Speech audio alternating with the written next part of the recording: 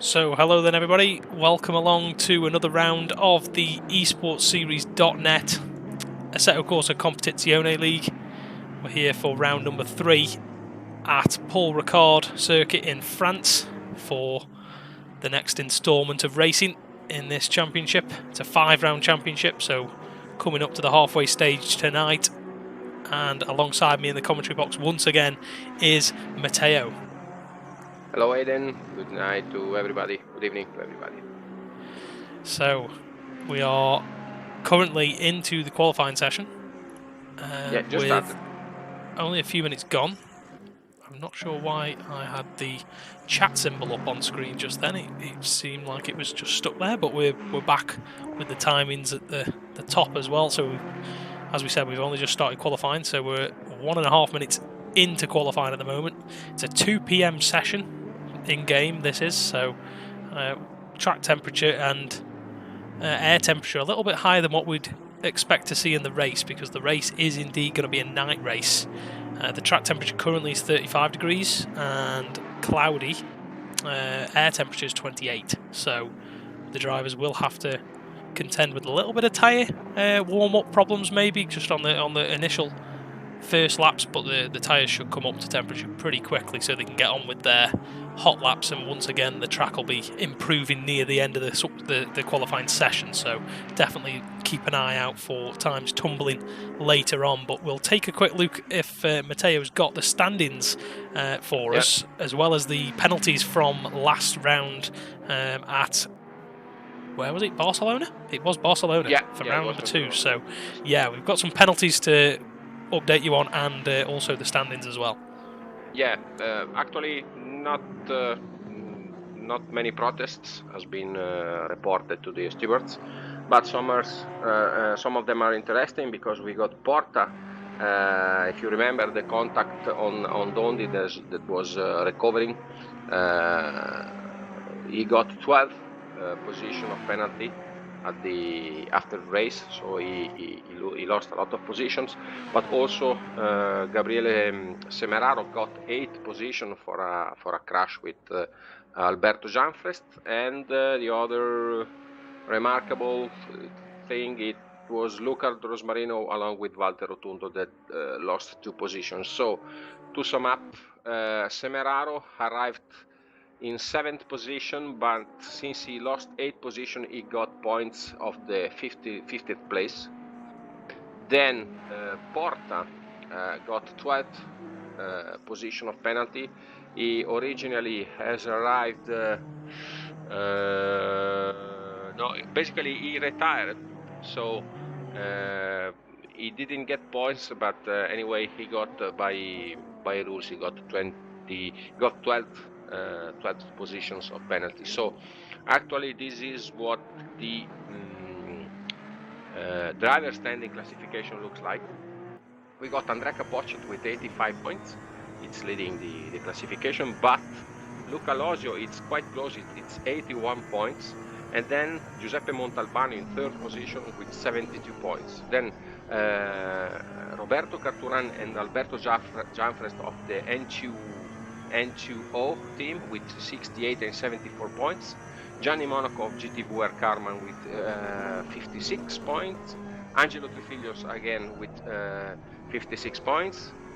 Luca Tozzato with 52 points. Alessandro Porta in 9th position with 50 points. And Riccardo Puzzarini, the winner of Barcelona, with 50 points because he got a DNF in the first race. So he's trying to recover to making up for the lost points at the start of the champion. This is what looks like for the first 10 position the classification. For the team classification, we got the Jean Alesi Sport Academy on top with 133 points. The second, it's Racing Line Motorsport with 122 points, so 11 points shy of the Jean Alesi Sport Academy. In 3rd position, the GT3 Carman with 118 points, and the N2O with 160 points in 4th position. Then 5th, the Fast and Aged with 46 points, and all the other teams basically didn't get any points. So we got the Rebel Racing Team, the Drive-In Autosport, Phoenix Racing Team, Racing One Driving Academy, VMR Squadra Corse, Wolf Racing Team, and the Tractor Racing actually that didn't have any points to their tally. Very, very interesting indeed. Thanks for that, Matteo. But we can see as well some times coming in that are awfully close at the moment. But it sounds to me like the drivers and the teams championships still up for grabs for anyone, really. So yeah, definitely, anything can happen. Yep. Yeah, anything can happen, especially with 3 full rounds to go. Obviously, we've only just started round 3 tonight, just now, so another 2 big races coming up as well. And I've been told that we're potentially going to be seeing Suzuka make an appearance and Kyle Army from the new Intercontinental GT Challenge pack. So that should be very interesting indeed to see how people learn the circuits quickly. Obviously, there's a couple of weeks between each round anyway, so everyone should have plenty of time to sort of acclimatise to the new circuits. But I know Kyle Arm is one of the ones that I definitely haven't driven on any game, so if I was in this situation, I'd be probably wanting to get onto that as soon as possible to try and learn the circuit. If you are too young for Grand Prix Legends, really, you didn't have drive that track. It was the first track that the buyers of the one of basically the first real simulator of Papyrus, both in the '98 I remember quite well, and Kyalami was an hell of a track. It was the old Kyalami. The new Kyalami it's quite different. Yeah, I have heard plenty of people saying the old Kyle Army. Some people saying it was better, some people saying the new one was better, but obviously I've got nothing really to go off, no reference to go off, because I never really played Grand Prix Legends. I knew it was a thing, but I've never really ever played it. I got into sim racing quite a bit later than probably yourself. But we've got some times coming in. Youngblood, yeah, exactly that. We've got some times coming in though, with 8 minutes gone of qualifying, and actually Luca Lozio has just put it on provisional pole. He's just peeling off now, but we've got another new driver, I believe this is. Is it a stand-in driver, Matteo? Yes, it's Nerby. It's a driver of the GT World Race, and this has been anticipated to me like a really fast driver. They told me to keep an eye on him, because it's one of the best actually that has just joined the GTVR Carman, and seems quite faster, absolutely faster. Definitely. I mean, he's only a 10th off Luca Lozio at the moment in the same machinery. They're both in Porsches, so yet another Porsche joins the grid. But we've got plenty of those up in the top 10 at the moment. There is 3 Ferraris and everything else is a Porsche in the top 10. And Bilancini being the best of the rest in the 11th place Aston Martin. But you can see Nerby actually pulling off the track here. So he's actually going to go back and get some fresh tyres on. But we've got championship leader Capoccia. He's the championship leader, isn't he? Currently sitting in 3rd position in his Ferrari, so hustling that car around nicely. And then we've obviously got Kevin Ciclari as well, joining the field for Racing Line Motorsport. He is in the pits at the moment getting some tweaks to the setup done and things like that and he has actually heading back out on track now, so right behind the second place man of Nerby, so probably going to try and do a bit of slipstreaming around here, because that is possible down this long back straight as we're on now with Puzzarini also in the Porsche, the 283 Porsche, the green one, green and black. And as you can see, the straight here is I believe it's over 1 kilometre long. It's longer than China's China-Shanghai circuit. The back straight there is awfully long, and here we don't actually use the Formula 1 chicane in blancpain or any other GT series, I don't think either. So interesting to see who sets the car up more inclined for straight line speed, or whether they try and set it up for a nice balance, because you've then into this tricky final sector where you've got quite a few medium to slow speed corners that are, some are off camber and the curbs are quite aggressive as well, so you're not going to want to bleed off too much aerodynamic grip, and try and dial in some mechanical grip through the setup as well, through the toe and camber angles and suspension setup as well. But we'll see what Puzzarini does here. I don't think he's actually on a lap, I think he's just starting one, which he is. But we'll have a quick look down the order towards Bilancini. Do you reckon he can get the Aston Martin up any higher than what is 12th place now, actually? Yeah, will be interesting to see. I think we've got also, isn't Trifilio? Yes, Trifilio, it's on the Aston. Let's see. We take a look to the practice server opened for the guys to practice with the temps and the evolution of the night and day light situation, because as you know, during the night the reference, the breaking points are changing, and we saw, because there has been a patch in the meantime, for a big patch, because has arrived at the Intercontinental GT Pack, and we were expecting Kunos to change something about the car's performance. It was rumored that the Porsches were about to be, let's say, nerfed, but it doesn't seem the case. because we see Nosio and Nerbi, and then we got Ciclari, Puzzarini. Seems that until now, still the Ferraris and the Porsches are still at the top of their game. Definitely, yeah. What you're getting there is the balance of performance that is obviously applicable in much of the real life racing and the real life blancpain and intercontinental championships. You've got the balance of performance which can either be weight added or turbo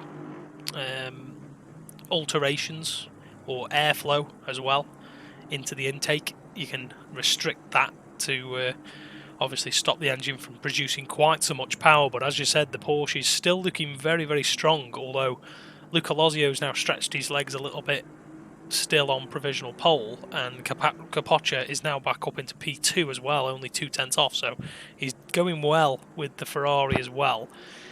But the also the AMG, actually, the Mercedes AMG of Tozzato is up into 10th now, so we're seeing a few guys improving.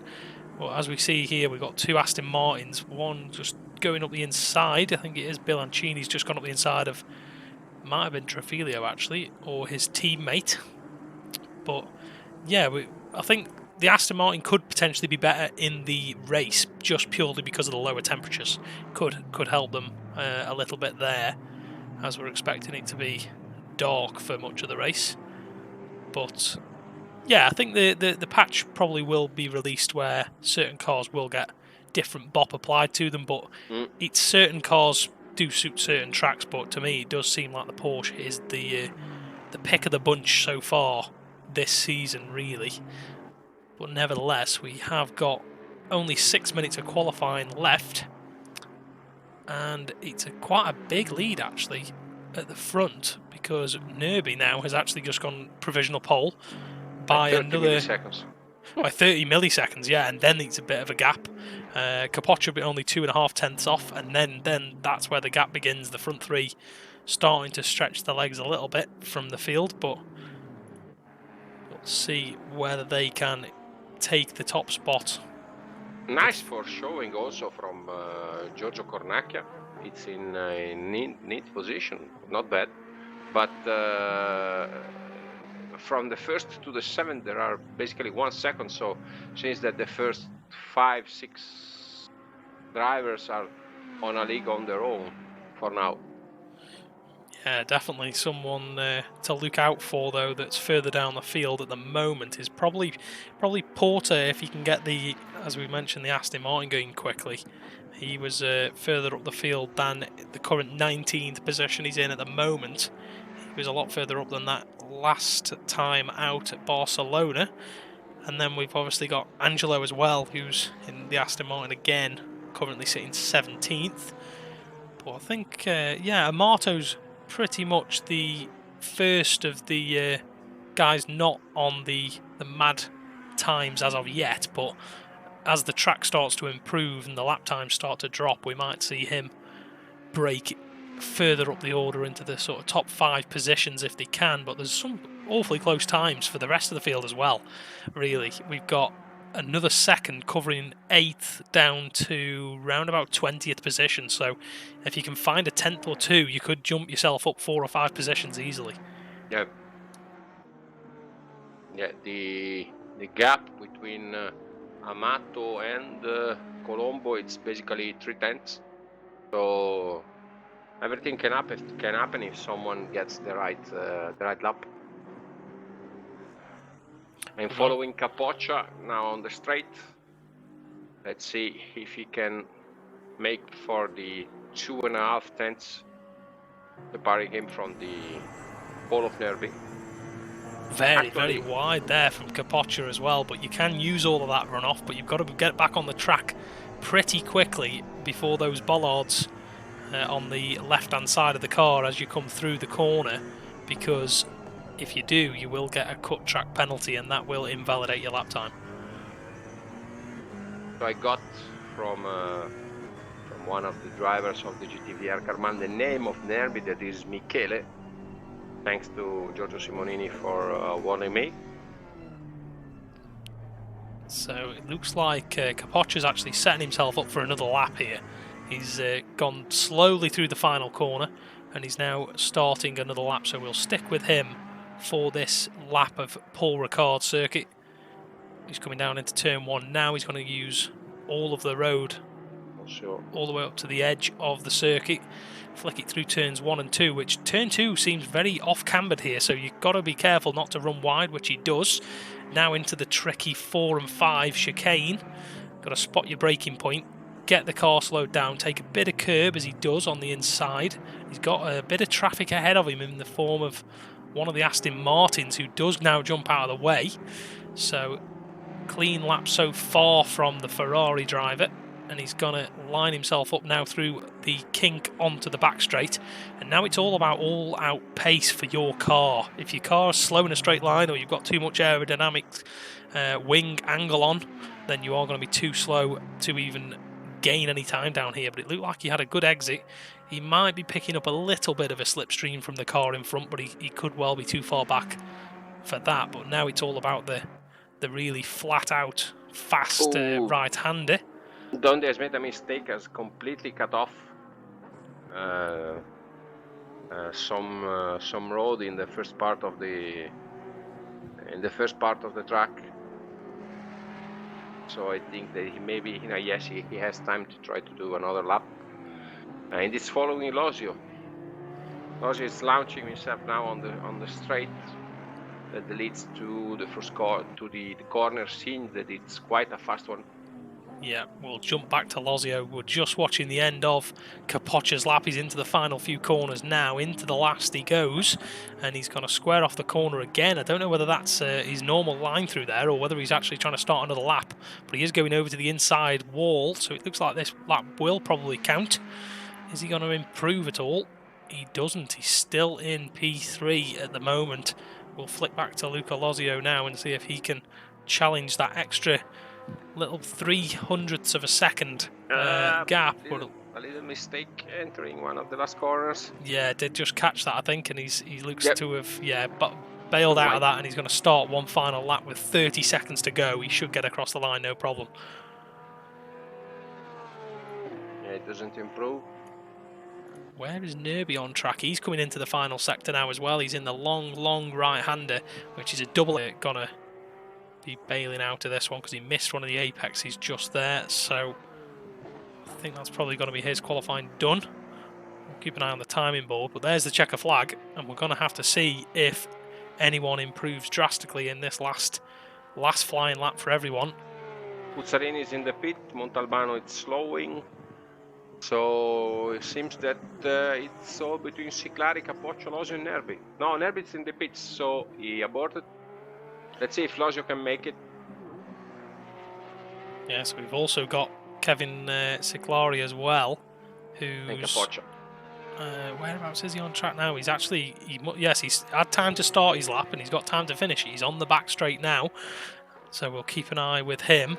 And we've also got Luca Losio, who looks very, very committed, coming through the fast right-hander. He's just ahead of Ciclari on track, but he's pushing really hard as Losio. He can't believe that he's only 300ths of a second off, and he's actually bailed out of it. That's his qualifying done. Flick back to Ciclari. Again, very committed and twitching around through the fast right-hander. Capoccia didn't make it, still third. Yeah, Capoccia in the Ferrari, best placed of all the others. Ciclari now also bails. Dondi's already in the pit lane as well, so we've got pretty much everyone now. That's qualifying done, and it's looking like it's going to be Nerby on pole because no one else is on track to challenge him. So on his debut in the esports series.net qualifying for round 3, he does take pole with a 1:53.7. Quite a showing. Definitely, yeah. He's shown everyone up there, to be honest with you. He's managed to, well, only just get pole position ahead of Luca Losio, but I'm sure he won't mind what the gap is. Pole position is a pole position, so let's see what he can do in the race now, because he's going to have some awfully fast guys behind him in the likes of Capoccia, Ciclari, Dondi, Puzzarini, Montalbano. All of the top sort of 7 drivers are all very, very quick, and then everyone else is very, very close as well. The midfield fight should be some hell of a battle, really, because we've got Amato Tozzato and is it Cornaccia? Yes, they are all within 1/10 of a second of each other. And then the next three drivers, Monaco, Jeanfrest and Carturan, are also all within 1/10 of a second of each other. And then you've got Colombo, Bilancini, Vladi Colombo, also all kind of just shy of 1/10 apart. So plenty of action will be coming our way. We'll see if we can get the timetable up. There we go. So there's the sector times. So 3 different drivers holding purple sectors. We've got Nerby holding fastest sector 3, Luca Lozio holding the fastest sector 2, and then I think it was someone who was about 7th or 8th place. Bilancini maybe? It was Montalbano with the fastest sector 2 time. So that's interesting. The fastest sector 1 was 2/10 quicker than the poleman. You've then got the fastest sector 2, which was 2/10 quicker than the poleman, and then his time was 2/10 quicker than everyone else through the final sector. So you can definitely see people's cars being set up differently for different parts of the circuit, because pretty much all of them are all of them are Porsches and Ferraris. So you can definitely see people's either driving styles being more smooth through certain sections than others. So it's now on to the race, but any final thoughts before we disappear just before the race? It will be interesting to see how this newcomer will fare with Loggia and Capoccia. Let's mind that Capoccia is in first position in the driver standings, but Nerby seems to have the mojo to put the battle to Loggia, to Capoccia, and to the front runners of the championship. So it will be an interesting race. Maybe it's too late for him, championship wise, to have a say for the final for the title, but it's nice to see a new driver arriving and doing the pole. Let's see. Yeah, he's definitely going to be in the mix come the start of the race, and I'm sure he's going to be in the mix throughout the whole race as well, barring any issues. But we will be back shortly with the start of the race in around 5 or 10 minutes time, so stick with us, and we will be back after this short break.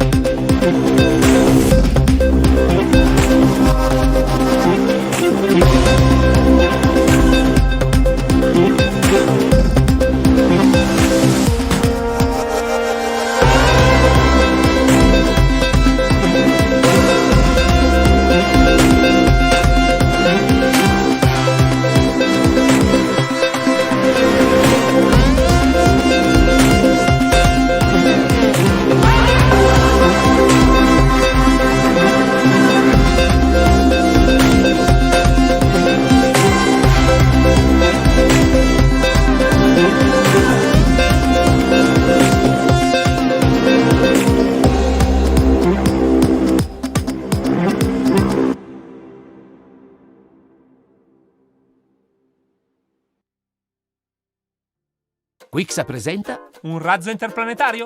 No, non esageriamo. Una polizza assicurativa? Banale, non solo. Un'offerta esclusiva? Quasi, ma non proprio. Un nuovo prodotto smart e innovativo? Risposta esatta.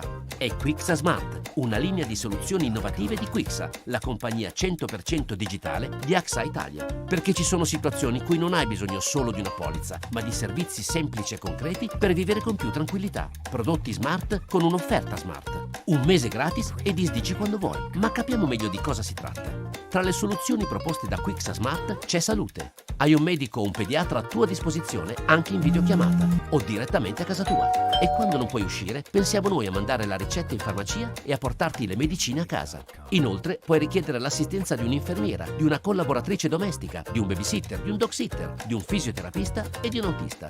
Tra le soluzioni Quixa Smart c'è anche sicurezza digitale, per stare tranquillo quando navighi su internet e quando fai degli acquisti online, ma anche una difesa concreta contro il cyberbullismo per tutti i membri della tua famiglia. E poi c'è anche Quixa Smart Casa, per vivere con tranquillità gli imprevisti legati alla casa. Hai bisogno ad esempio di un idraulico, di un elettricista o di un altro artigiano? Con Quixa Smart Casa hai un esperto a casa tua, disponibile 24 ore su 24 tutti i giorni dell'anno.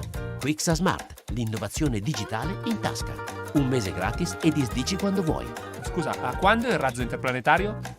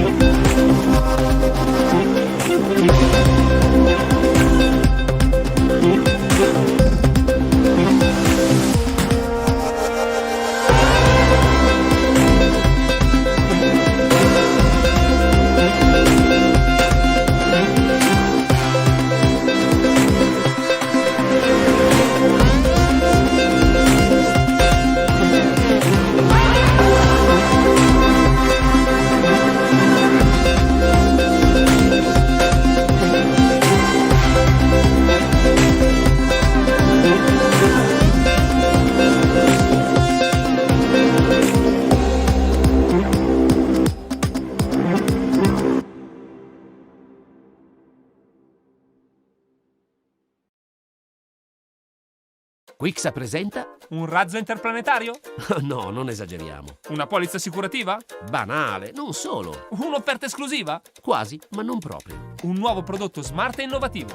Risposta esatta. È Quixa Smart, una linea di soluzioni innovative di Quixa, la compagnia 100% digitale di AXA Italia. Perché ci sono situazioni in cui non hai bisogno solo di una polizza, ma di servizi semplici e concreti per vivere con più tranquillità. Prodotti smart con un'offerta smart. Un mese gratis e disdici quando vuoi. Ma capiamo meglio di cosa si tratta. Tra le soluzioni proposte da Quixa Smart c'è salute. Hai un medico o un pediatra a tua disposizione anche in videochiamata o direttamente a casa tua. E quando non puoi uscire, pensiamo noi a mandare la ricetta in farmacia e a portarti le medicine a casa. Inoltre, puoi richiedere l'assistenza di un'infermiera, di una collaboratrice domestica, di un babysitter, di un dog sitter, di un fisioterapista e di un autista.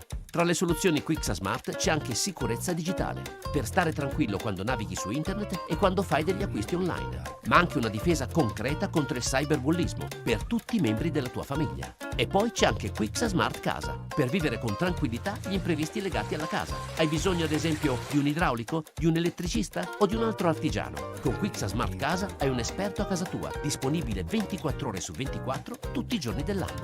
Quixa Smart, l'innovazione digitale in tasca. Un mese gratis e disdici quando vuoi. Scusa, a quando il razzo interplanetario?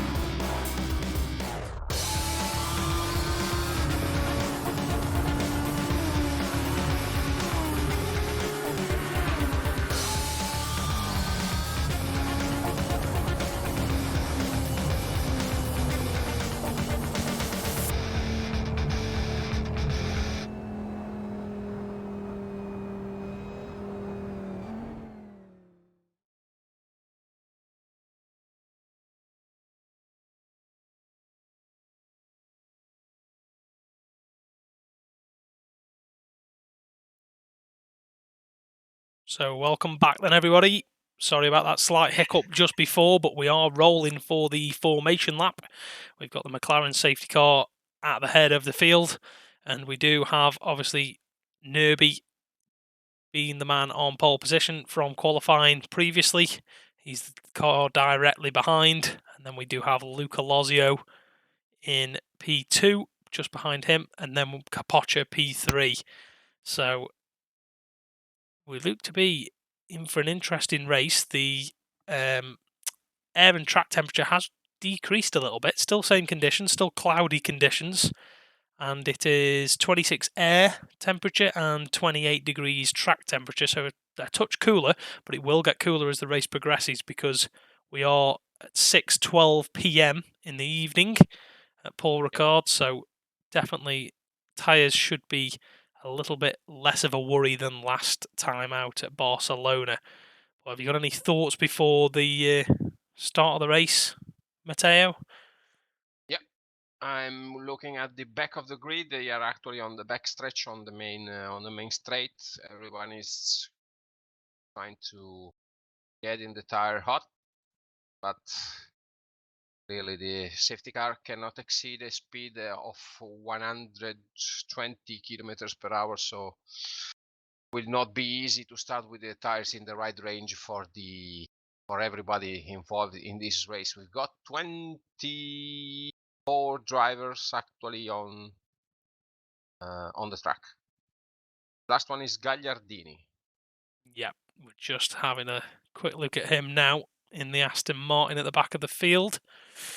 As you said, everyone trying to get plenty of heat into the tyres for lap one, because the first few corners, the first sector is pretty tricky if you're on cold tyres, so no one wants to be on cold tyres, and the safety car has gone and trying to pull away from the field to give control over to the poleman, which is Nerby in the Porsche, the 484 black and red machine.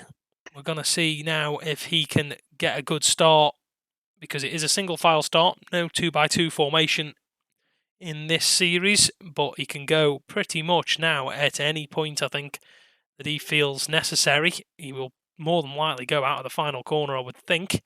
Lozio quite close. Very, very close. He doesn't want to lose it. Yeah, he's very, very close indeed. Capoccia with a little bit more of a gap, but he's going to close up now. They're all about a car length apart. We're on the helicam to try and get the best view of everything action-wise, but he hasn't actually floored the throttle just yet. He's back in the pack right up here, nearly contact. There's been a contact in the back of the group, Porta, Rotundo and Lucioli, I think. Yeah, we're actually nearly getting 2x2 formations at some points here, because there we go. The race is nearly underway now. He's basically 3 cars wide and everyone's gone, and I'm not sure what's happened here. And there's contact further back, and there's the Mercedes, and everyone's gone round, and that was a horrendous start.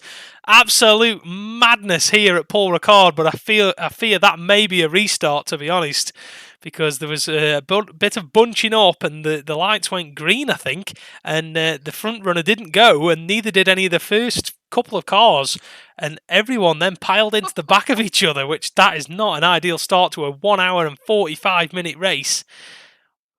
Need to calm down, gentlemen. But yeah, but something happened in the front, because Nerby wasn't starting at all, and Lozio and Capoccia and Sicari, everyone. Okay.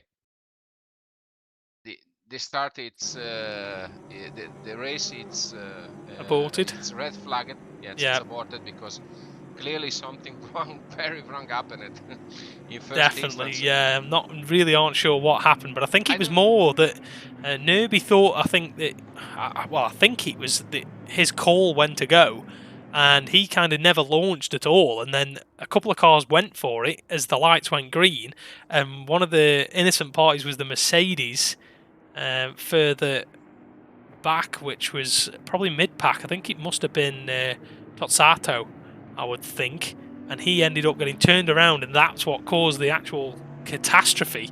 We'll I'll tell you what we can do. If the race is red flagged, we'll go to replay, and we'll have a quick look back at that. We'll go with the Mercedes. Everything started with Nerby, that he basically passed the He arrived to the start finish line, and he didn't accelerate at all for the start of the race. Everyone was bunching up, and at the back of the grid they were clearly going full pedal to the metal, and disaster happened.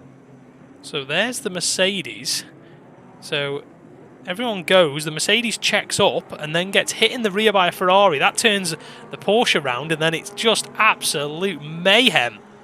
Cars flying everywhere. I don't know whether you've just all seen that on the live stream, but there's absolute carnage on the start-finish straight. That reminded me of one of the starts at Monza in the blancpain series, I think a few years ago, when one of the Bentleys got pushed onto the grass early on on the start line, and they all piled into turn one backwards nearly because they were all being rather naughty. But it looks like everyone's filtering through the pits. I don't know whether they've got to come in the pits to finish this session off to then begin the next one. So we should get some understanding of what's going on shortly.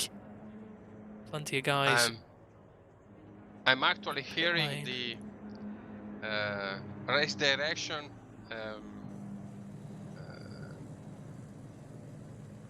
telling the drivers exactly what happened because there has been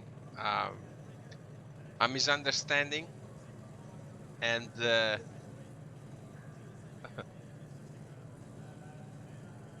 race director is not happy, clearly. Not indeed. I'm sure he's not. There's just been hundreds of thousands of pounds worth of damage done to these cars. I'm not really sure. I'm actually hearing him in the headset that it's speaking to all the drivers, and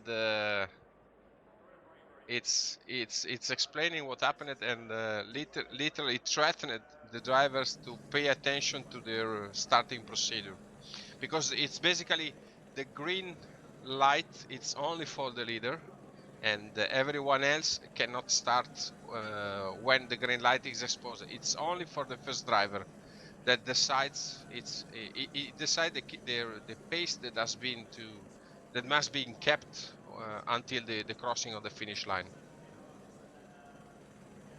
Right, I see. Yeah, that would make sense, because that's the way we've gone racing in the first two rounds. But there we are. We're back on the grid. Should be okay this time around, although it does look an awful lot sunnier currently.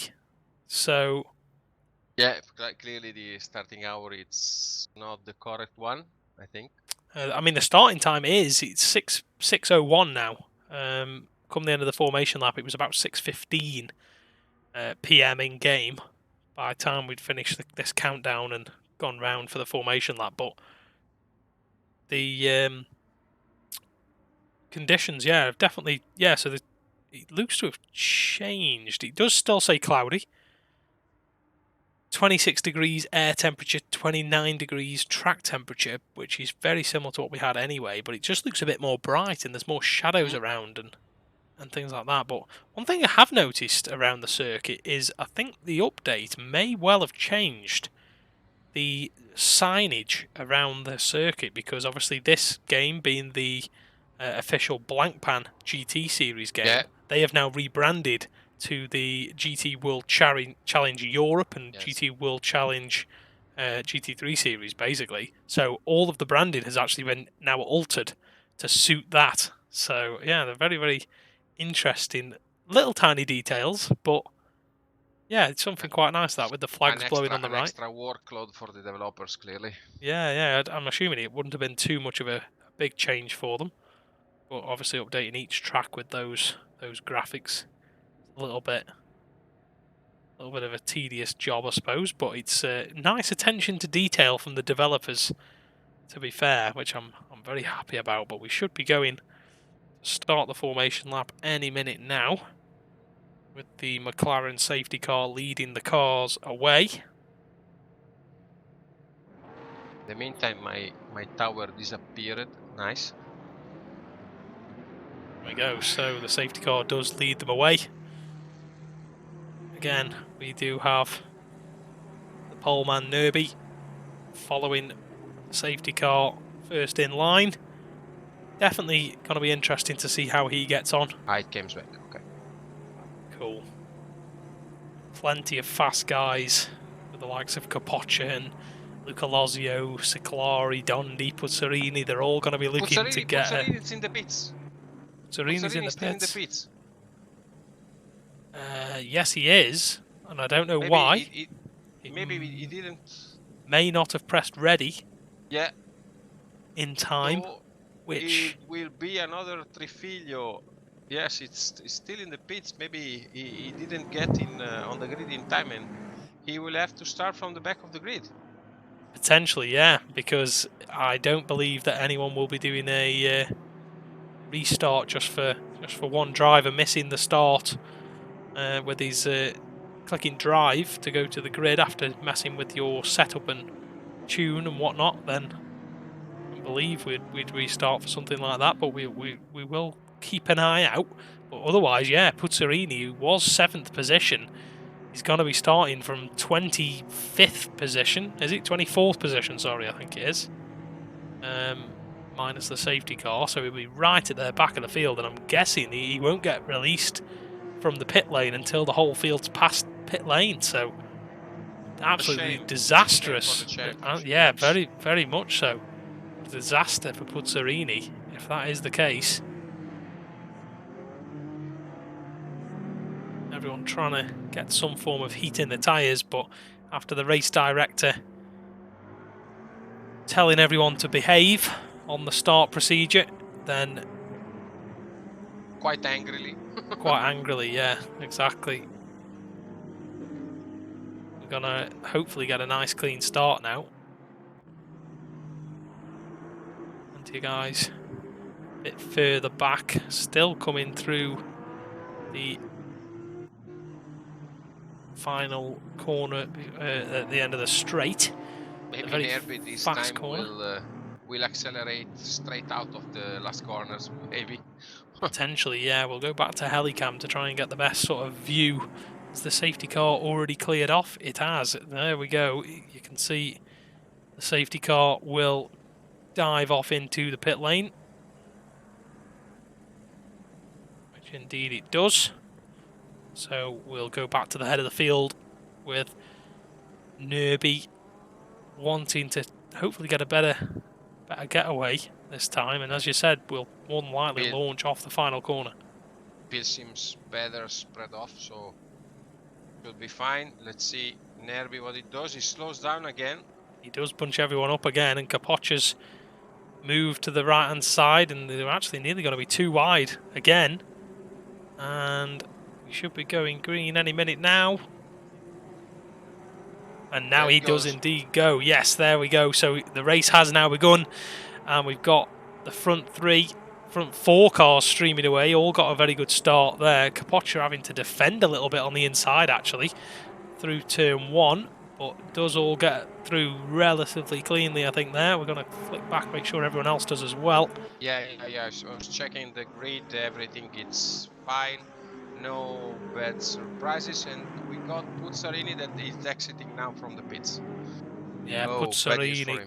Yeah, just as you can see here, coming through turns 1 and 2, he's all the way at the back of the field, and he's probably 20 seconds behind the final car on track, so not good for him. But meanwhile, Nerby leading away onto the start, sorry, not onto the start finish straight, onto the back straight even, and he's got Luca Lozio, who's awfully close behind him. You're going to see the slipstream here, down the straight, and he does jink out to the inside. It's going to be awfully close, this.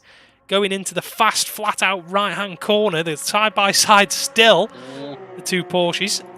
I wonder who's going to give here. It's going to be very, very tight indeed. It looks like Lozio's got his nose ahead, but he is on the outside. And they're still too wide through the corner. And on the corner exit, they're all over the track here. And Luca Lozio does have to feed back in behind because Capoccia is ready to pounce on any opportunity that arises. Brilliant bit of driving from everyone there. In the meantime, the rest of the field seems quite easily spread, so nice. An awful first start, but a nice second one. Yes, definitely, yeah. Montalbano up into P6 now. I'm not sure if he started P6 actually, but everyone filtering through, as you can see in the background. But Lozio was classified as the leader, you know, at the second split, but then obviously Nerby managed to hold the inside through the fast right-hand corner.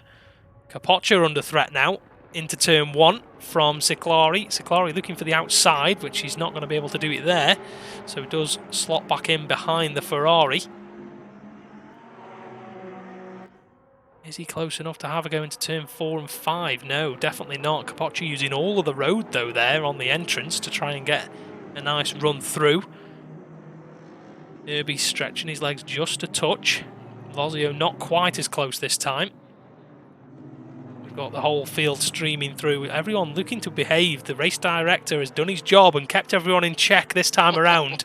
And everyone filtering through nicely. No incidents as of yet to report, so... Other than that of Puzzarini, unfortunately, starting from pit lane because of an error loading the setup, I would imagine. But on track at the front, Nerby stretched his legs to half a second. Usually, threatening disqualification works his way in the driver's mindset.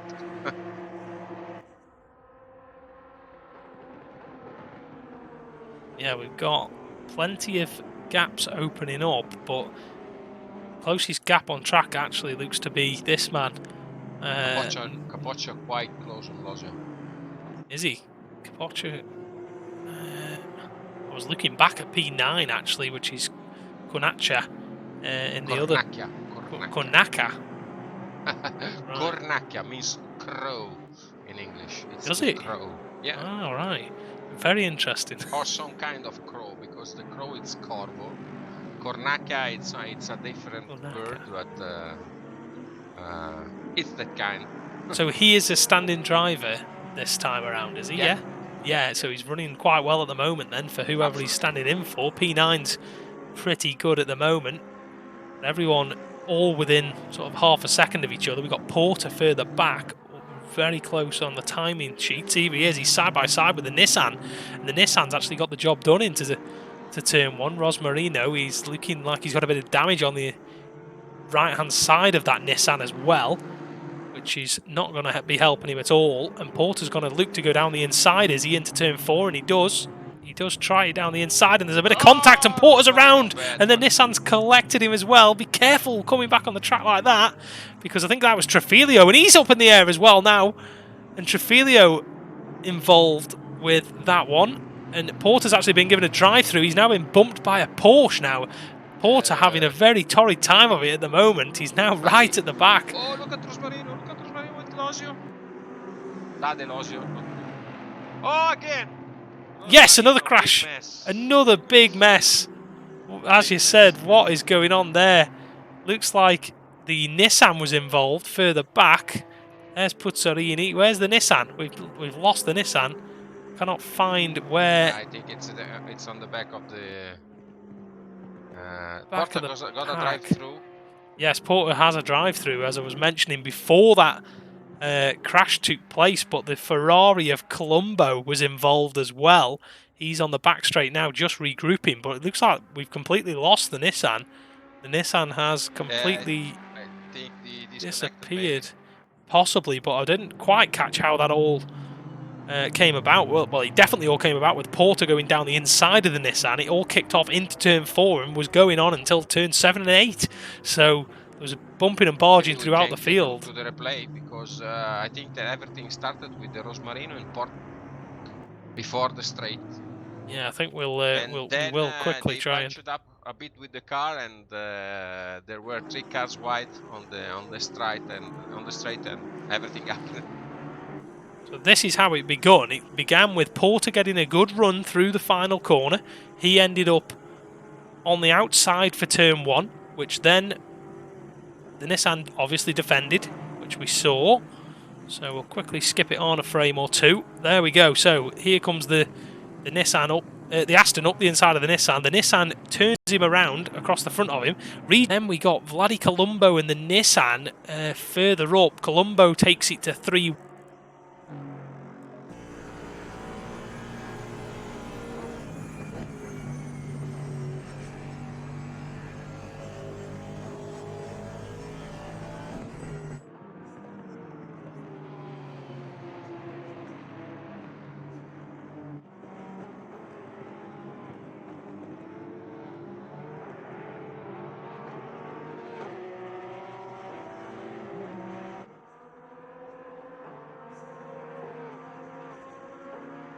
Right, we are back, folks. Sorry about the technical issue we just had there. I seemed to drop connection for some reason, but we have had a change for the lead whilst we've been gone, which has been Luca Lozio taking the lead from Nerby. Capoccia still under threat from Ciclari as well. They're running close, and then Montalbano and Dondi a little bit further adrift, but not too far behind. But I was explaining the replay. I'm not sure where, at what moment it cut off, but it looked to be. I feel like it was. I don't think it was Angelo. Who was Angelo's teammate? Is he? It was either Angelo Trafilio or Gagliardini, I think, that was involved. Yes, I think that everything started likely with Rosmarino in the contact with Porta, but when you were replaying the replay, the streaming crashed, so I'm not quite sure exactly what happened. I'm trying to check it by myself in the meantime. Capoccia alongside with Ciclari into the fast right-hander they go, and Capoccia does hold the position ahead of the Porsche.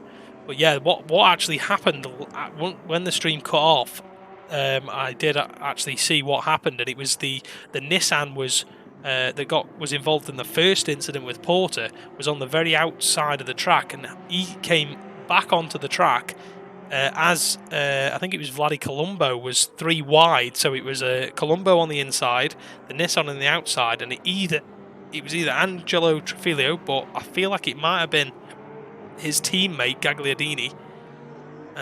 He was in the middle and turned the Nissan across the front of his car, and that's what ended up collecting Vladi Colombo, I think. So very unfortunate there, but we've obviously lost the Nissan anyway, and it looks like we've lost another driver as well, which I fear might be who is that? Who was... I'm watching the replay right now. Porta, Colombo. A nice mess, I would say. Yeah, very much so. Yeah, the innocent party was definitely Colombo involved in all of it, because he was just coming through trying to make up a few positions as everyone was squabbling, and unfortunately got collected by a car being spun around into his side. Everything started the lap before, because I saw Rosmarino quite nervous. He got contact with Lucioli, banging doors with him. We got very close for the lead and for third place as well. Kevin Ciclari trying it again around the outside, but not quite. And again, Dondi as well, and Montalbano fighting it out for P5 and P6. So who have we lost from the front of the field then? Has Montalbano gone forward? Yes, he has. He's gone up to 5th from 6th, I think. I think he must have got past Dondi. But have we lost someone else as well? Because Puzzarini doesn't appear to be in the field anymore. But yes, I saw Puzzarini before. He was racing. Let me check. Yes, I think he retired. Yeah, so Puzzarini, unfortunately, from 7th in qualifying to a pit lane start, managed to get out of the pits and on the charge, trying to catch up to the back of the pack, and unfortunately has dropped out of the race now, so not very good for his championship hopes.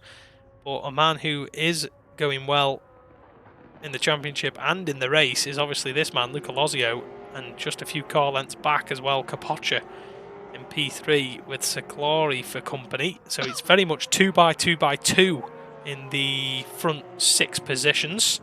And then there's a 6.3 second gap back to Amato, who's got Tozzato and Konaka. How do you pronounce his name again? Cornacchia.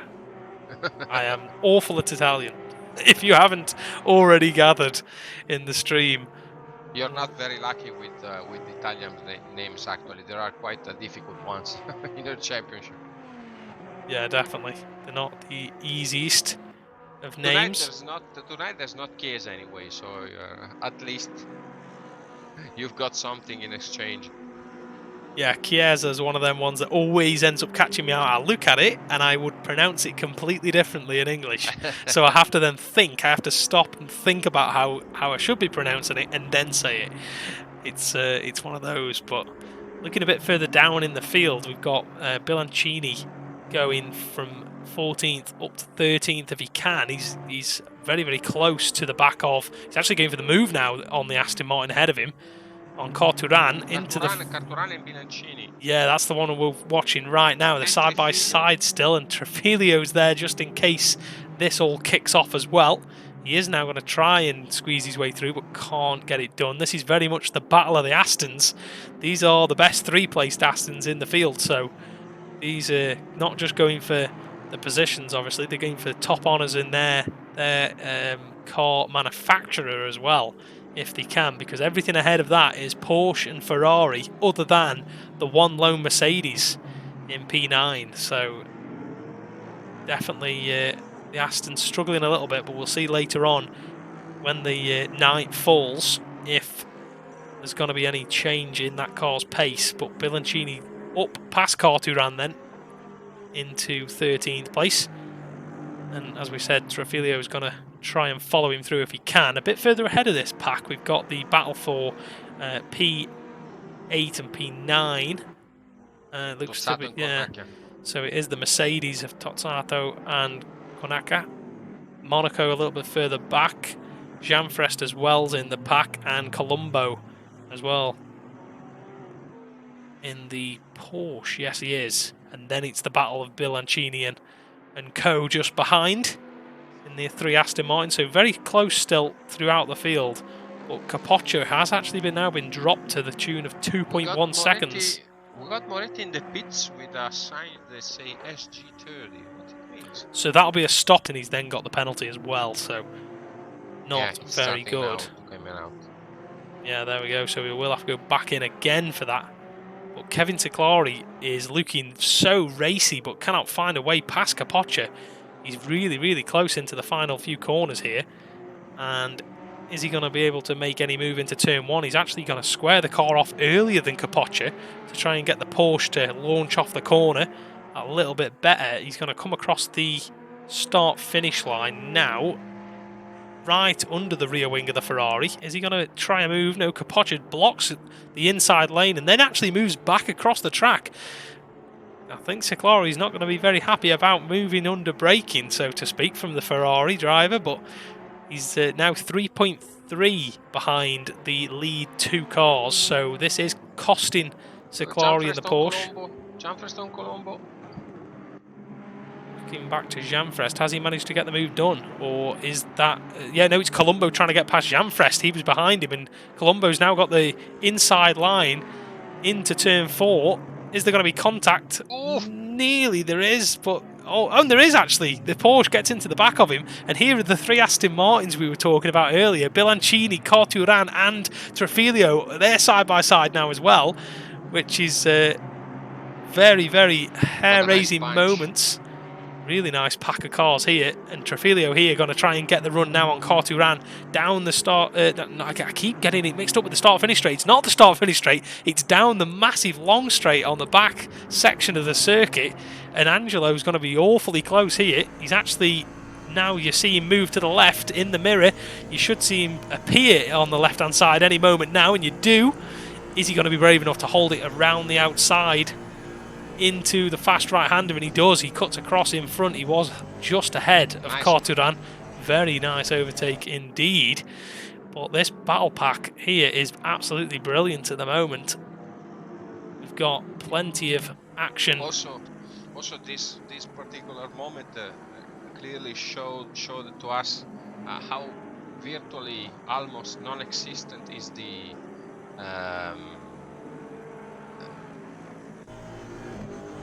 oh god, the Helio on the outside. Oh, and there's contact. He's around. Oh, we were on board with him as he was trying to go around the outside. I think it was of Bilancini, actually. Bilancini was trying to get past Colombo ahead of him. He got checked up a little bit. Trefilio tried to get the run out of that corner down into the final few corners and ended up getting turned around. So very unfortunate for the Aston Martin driver.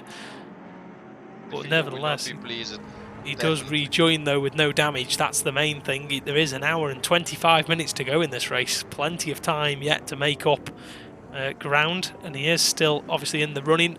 No damage to his car, I wouldn't think, from that small bit of contact there, but we now He have... lost a bit of time anyway. Yeah, at least 6-7 seconds. Yeah, he's definitely lost. I bit was of saying time about there. the overtake that Trifiglia had just done on Bilancini. You can see how those cars, they can stay forever in the wake of the front car, and they are almost they doesn't get slipstream at all, because it took forever to pass it. We've got Ciclari on the outside of the Ferrari of Capoccia, but he does have to get back in line. He's getting very frustrated, is Ciclari. I can sense it, because he's still up behind the rear wing of the Ferrari ahead of him, and the guys ahead now are 4.4 seconds in the lead, and Lozio's managed to stretch his gap to Nerby by 1 second as well, so definitely stretching his legs a little bit, but it's definitely not comfortable still at the moment. 1.1 seconds now across the line, but Ciclari lost a couple of tenths through the final sector there, so he's half a second back now. Montalbano's still got Dondi for company, so these front six are stretching away now still from Amato, who is in P7. There he is, going across the line now. So he's actually 10 seconds behind the front six cars. So he's about 15, probably about 16, 17 seconds actually off the lead car in his Ferrari. But he is going along quite nicely, should I say, because he's Colombo and Gianfrest. Oh, further back in the pack. Where are we looking for that? Gianfrest, there we go. 11th and 12th position. Gianfrest does hold the position, I think, there.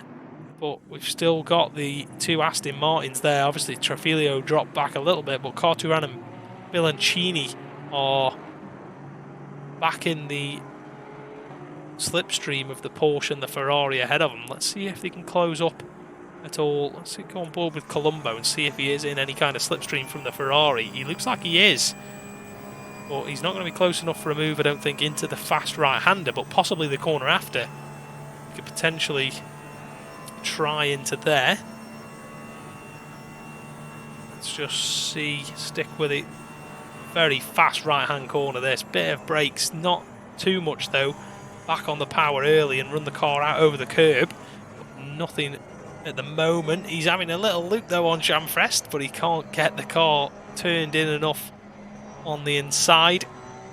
Gianfrest getting a little bit wide. He can feel the Porsche behind him breathing down his neck, and just ahead of this is the 9th, 10th and 8th, 9th and 10th cars, which is Konaka, Monaco and Tozzato in his Mercedes, and just in the rear view mirror by Cornacchia.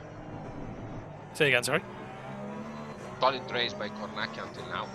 Yeah, he's gained along nicely in the 8th place. Obviously, he's got that big gap to make up to. Not too big of a gap actually. It's only 2 seconds to Amato in the Ferrari ahead of him, but now 11.2 from 7th place to 6th place. So again, the top 6 stretching the legs. We'll go back up to the front because Kevin Ciclari is all over the back of Capoccia going onto the back straight, and he's going to have a run on him surely here. Capoccia's already gone to the left-hand side of the track, and if Ciclari's actually going to get alongside, is he? Possibly no.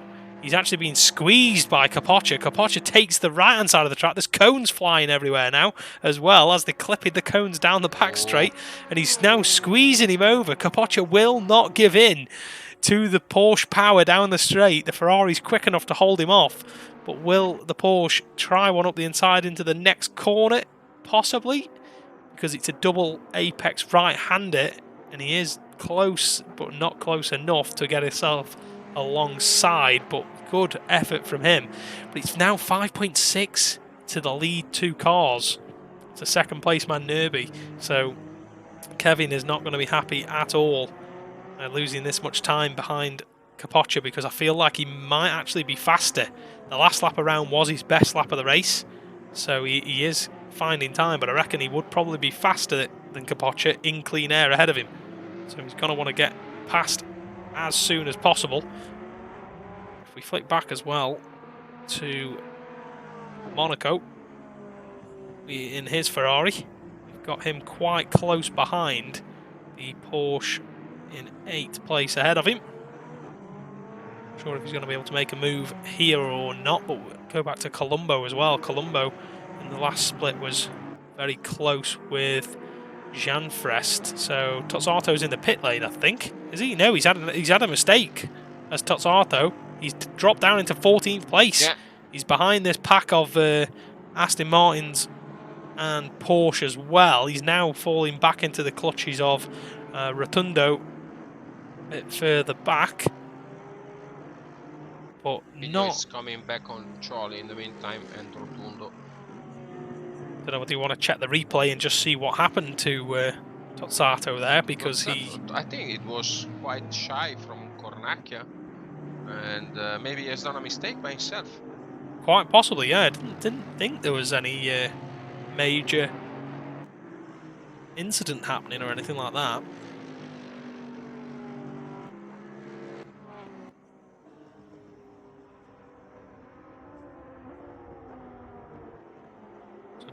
Back up with Ciclari in 4th place.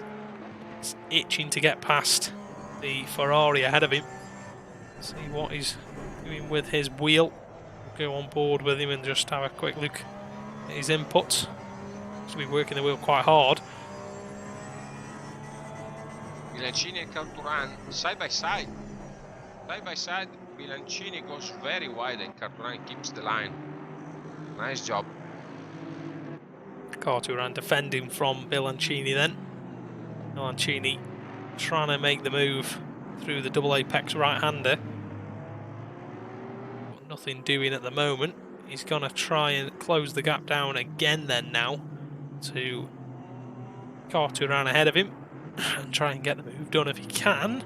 In the background we've got the two Astons of Trafilio and Gagliardini, who are squabbling over, I believe it was 18th and 19th. Actually, Trafilio disappeared. No, he hasn't. Sorry. Yeah, there we go. So Trafilio is 17th. He's further ahead, actually. It's these two. So is that the new driver? Luke Cioli? Lucioli. I think it's... Because he's in the same livery as... Yes, teammate. Teammates. In the Fast and Age. Fast and Age team. The orange, blue and white Aston Martins, and ahead of these two now is Rotundo. So obviously Trafilio was higher up than this. He is now recovering some positions if he can. He's actually just got by him, I think, has he? Or no, he hasn't quite got past him, but he is in the slipstream, very close to the two teammates. I don't think they're going to dice too hard, because if they do start fighting, they'll end up costing each other too much time. Let's see if which one of them yields, because they're side by side going down into the right-hander, the fast right-hander at the end of the straight. Let's see who actually gives up the position, if anyone. And it is Trafilio slops back in behind his teammate, although now he does try to think about sending one up the inside of him, but doesn't. Does keep himself behind, but he's itching to get past if he can and try and get a bit further up the field once again. Night seems falling. It's starting to fall. Track is becoming colder. Yeah, track temperature's down to 24 degrees now. Air temperature also 24 degrees. So it is definitely falling, as you said. But meanwhile, out at the front, Luca Lozio is nicely plugging himself along to a 3.1 second lead now. So the lights, as you can see, in the front of the car is beginning to take hold a bit as the darkness falls. We are 20 past 8 in the evening here in France. So, gonna see the night take hold and the lights start to shine bright. But it's 3.1 is the lead gap to second place man Nerby. It's also on the back straight now. And then we've got Capoccia, who's actually pulled out a second to Ciclari now. Ciclari's probably used up the best of his tyres in the first half an hour of the race, and he's now struggling to stick with Capoccia, or maybe he's just backed off a little bit to cool his tyres just a touch, and then he's going to re-attack the Ferrari. We'll see what he can do a bit later on. Speaking of tires, what you think about Losio? Did you think he has changed a little bit his driving style, not to overcook his tires? Because from what we remember from the first and the second race of this championship, Losio clearly it's always very fast in the first part of the stint, but it always pays a bit in the second one because his driving style seems to take a toll on the rear tires.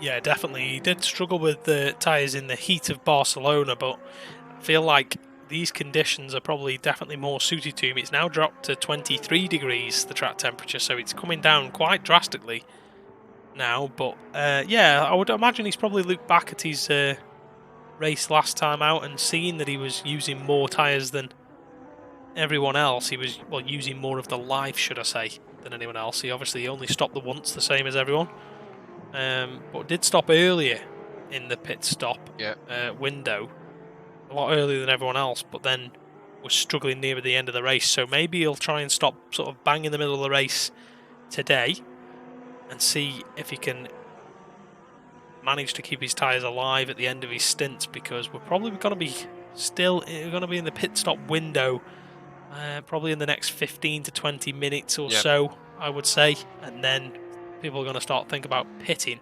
He is 3.3 nearly ahead of Nerby, so he's managed to stay with him, pass him, and now pull a gap, which is probably what he needs to do if he is going to burn a bit of tyres out. Obviously, then Nerby's got to close that gap down before making the challenge to pass him. So, yeah, I feel like Losio probably will be better off in these conditions, definitely. Trifilio in the meantime passed Lucioli. He has, definitely, yeah. He's got by him. Coming for Rotundo and Tuzzato. Yeah, so those two are... Rotundo, I don't think's had any issues so far, running in P14, running quite nicely, I think. He's picked up the pieces of other people's accidents and things like that and moved himself up the field, but he's, like you say, he's going to come under threat from Trafilio any minute now, the next lap or two, and Tozzato obviously got collected or turned himself around a little bit earlier on. We got a nice pack between Monaco, Carturano and Bilancini. They are quite close to each other. Yes, they are. They've been close since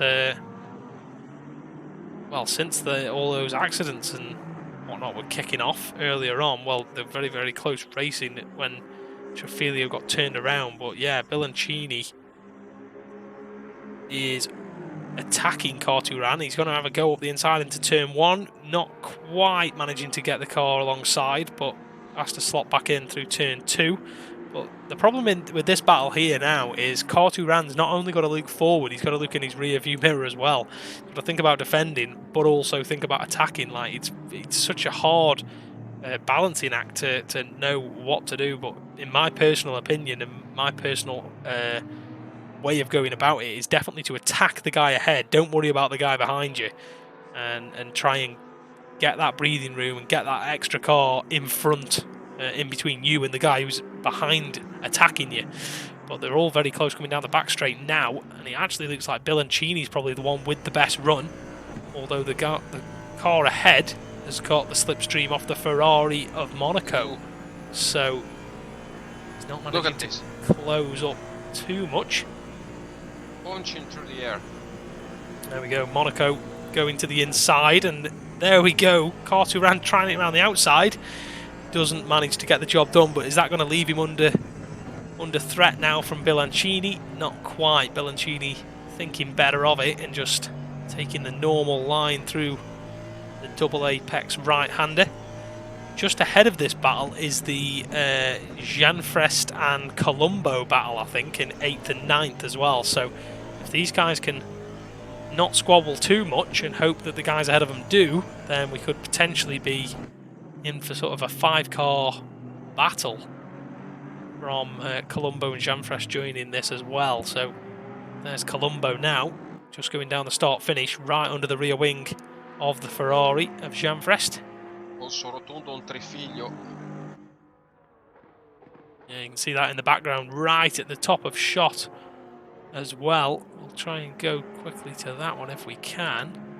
Where is it gone? There it is. Trafilio not managing to get the move done. You can see he was very, very close into turn 1, but he's going to have a good exit out of turn 2, actually, and he's going to have a loop down into turn 4, I think. Turn 3 and 4, yes. He does think about it, but has to slot back in behind the all-black Porsche.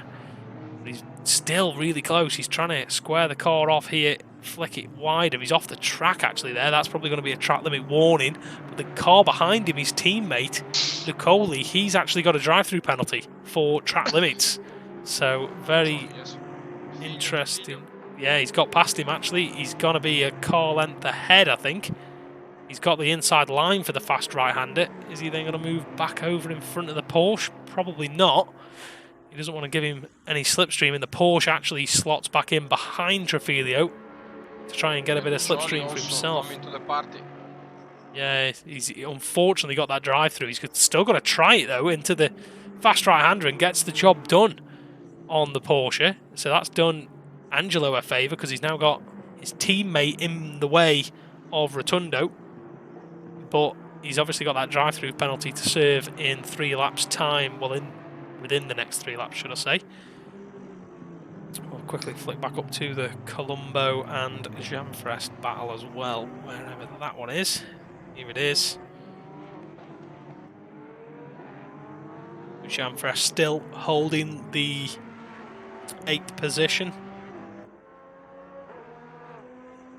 But Konaka getting up into P7 now, and he's actually 2.3 seconds ahead of this fight, so he's definitely moving forward slowly, but he's now got a 17.6 second gap to make up to Dondi ahead of him in P6, so that's going to be a tall order to make up that much time. But again, when the pit stops roll around, we're going to have plenty of issues with people making mistakes in the pits, and we've got a fantastic battle here.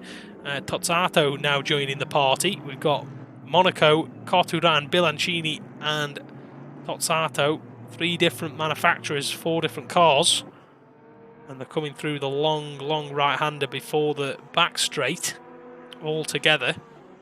We'll see who can get the best run. We'll jump on board with the Mercedes and see if we can tell if he's getting any kind of run. Can't actually see very well because of the number board on the right-hand side, so jump up to Helicam and see if he's closing the gap to the Aston ahead of him, because I would imagine Carturan trying desperately to get the slipstream. Oh, yes, he is just ahead. That was just out of shot. He's going to take it side by side. Is he going to try it around the outside? He does. That's the dirty line, though, and the Ferrari's probably going to hold position. No contact, though. And the Aston's still trying around the outside. And is that going to leave the door open now for Bilancini? Not quite. Bilancini, he's aware he's there. His Carturan, he's giving him space, just in case he wanted to go for the move, but they're still in the same order that we left the back straight on. Yeah, Tozzato now close in the Mercedes, so it's a 4-car battle this for the basically the last of the top 10 positions, and the Aston's trying down the inside and he's tagged him around. Carturan turned the Ferrari around, and that's going to allow the Mercedes and the Aston Martin through, and he's come back on the track. He's going to probably try and defend from the Mercedes, but Monaco getting caught up there and not able to rejoin in front of them, and Carturan still trying on the Mercedes, but the Mercedes gets through. What did you think of that one? Great luck for Monaco, I think, because he's been able to avoid a spill. Also, I think that Carturan a little bit helped him to stay straight. But looks like this 4-pack of cars, and also Trifiglio is coming quite fast. Could be quite fun. In the meantime, Lucioli has served the drive-through, I think, because he just came out from the pits. Yes, it has, yeah. Maybe Carturan was a bit too late on the brakes. for the Yeah, I attack think he and was mess it up trying on through Monaco. into the final corner. He's now Yes, attacking the the final corner. Mercedes, and he's off the track. Oh! He's off the track trying to get the inside line down into the right-hander, and he's actually forced the door open. He's got his crowbar in there and forced it open, and he's going to have the inside line now, and he is ahead of the Mercedes. Can he keep it in the track limits? Mercedes thinks about coming back, Tozzato, but not quite managing it. But as you said, Trafilio in the background, catching this pack hand over fist after his earlier incident. This is kind of about where he was before that sort of spin earlier on when he had contact with Bilancini. So he's managed to close down a good 6 or 7 second gap to this battle pack. Oh, and a bit wide from Tozzato there into the final corner, into the final 2 corners, sorry. And he's going to hold the position still from Monaco. And there you go. Trafilio is on the back of this pack now. He's all over the back of Monaco. Monaco does look like he's got a better run out of the final corner, does he? The slipstream now beginning to take effect. Angelo having a little bit of a loop to the inside, but not quite managing to have a full loop down the inside. Just going to try and feed it through the first 2 corners. Keeps it within track limits. To get out of the throttle a little bit there, just to steady the car.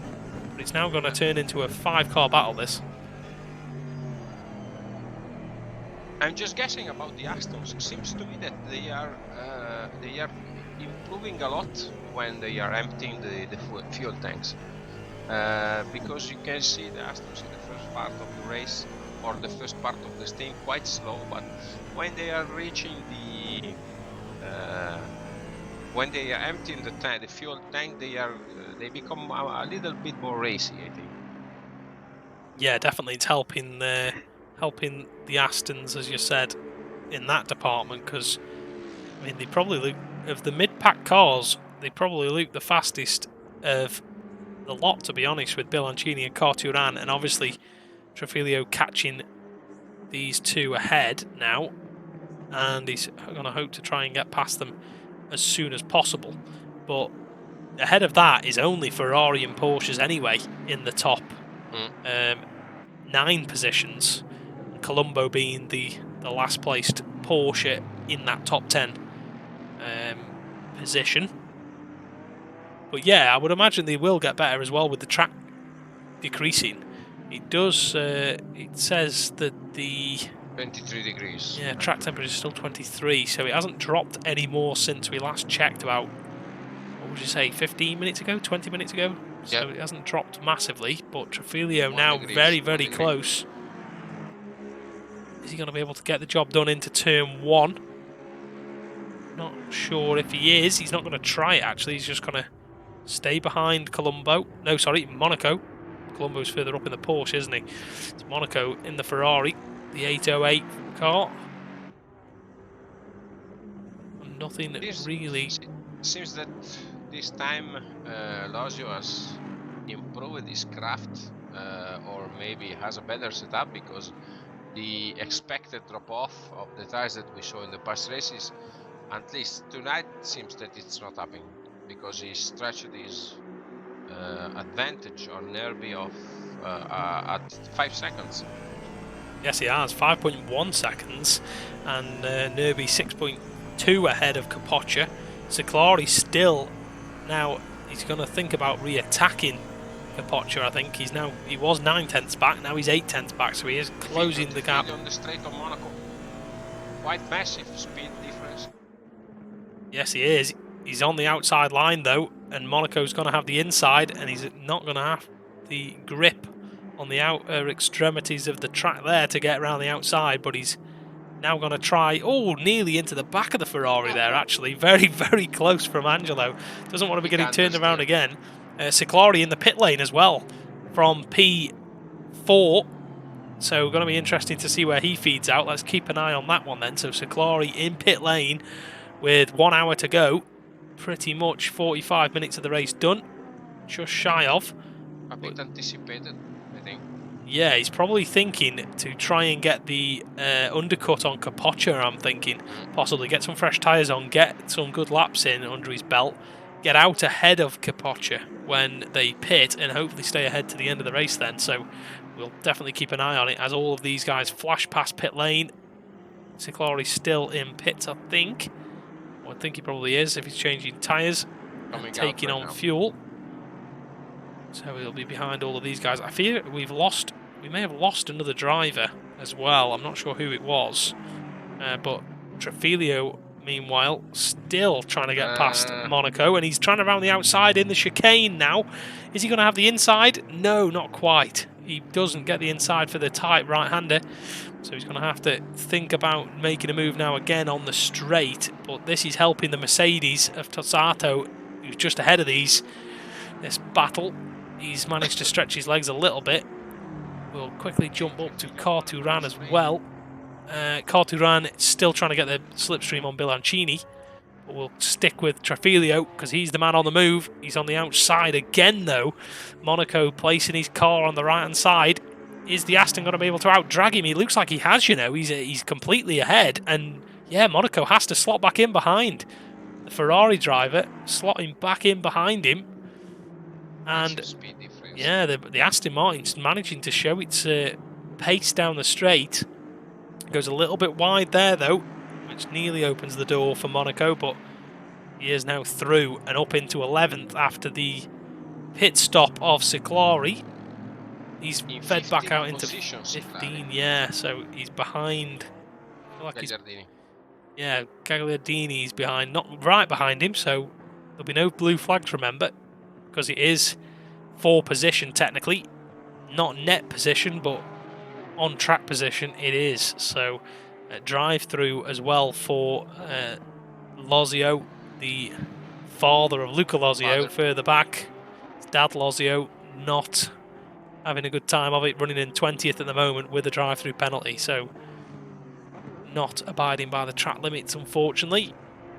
We'll quickly go to Carturan again, see if he managed to get past Bilancini, which he hasn't. He's still sat behind him, still behind his fellow Aston Martin driver. He's close again though here, and he might have a look down the straight once again. It is now 9:30 at night here in France, and the lights, as you can see, although Carturan doesn't appear to have any lights on at this stage. I'm not sure why, whether they've been smashed out when he's been in some form of incident, or whether he's actually just not got them turned on. I'm not entirely sure. It's not fully dark yet, but shortly will be needing lights. But he is awfully close now to Bilancini. Bilancini goes to the inside, as you'd expect. The right defensive move.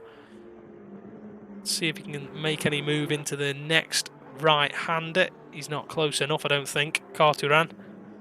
Trafilio still behind Tozzato. He is looking to get by him though if he can. No one else pitting as of yet from the front pack of cars.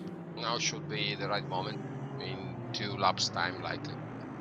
Yeah, would you be changing pressures, do you think, because of the decreasing track temperature and the night taking effect? Would you change your tyre pressures, do you think, from stint to stint? I think that only the guys that have extensively tested for the night stint know exactly if it's worth to changing pressure or not. Speaking of pits, I will give it a try anyway. I probably would as well. Carturan though in the pit lane here, and behind him Rotundo as well in the black Porsche. They are both in pit lane, so we'll see where they feed back out, because Carturan was right behind Bilancini, remember, so let's see if they end up together.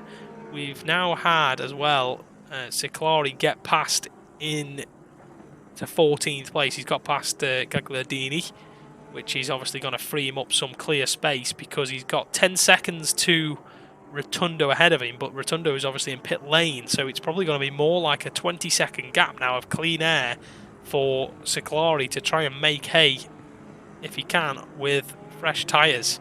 So could be what he needs to get ahead of Capoccia. On the back straight. Again, Trafilio. Top speed from the Aston. Yeah, he's actually already got the job done as Trafilio. He's already passed the Mercedes. Mercedes has a little look again into the fast right-hander, but nothing doing, and he does lose quite a bit of time by doing that, actually. He's let Trafilio have a couple of car lengths gap, but we've got Lozio in the pits as well. Luca Lozio sat in pit lane, as you can see here. Lights are blinking with the pit limiter on, so it's going to be on track. Dondi as well in the pit lane. You can see him just coming down pit lane now, so definitely going to be interesting to see how this one pans out.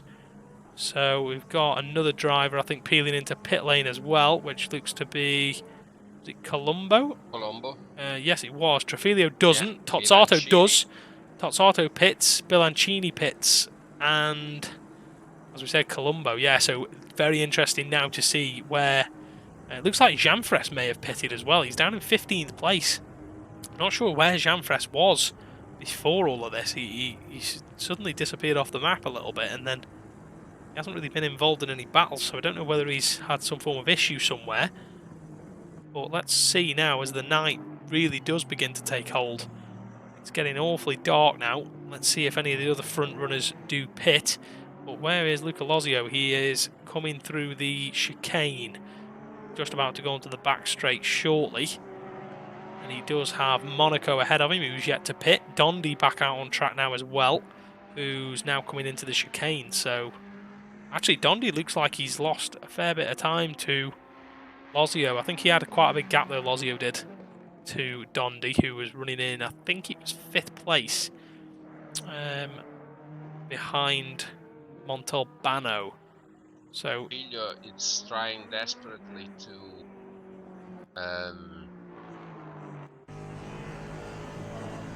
wait a late pit stop, maybe.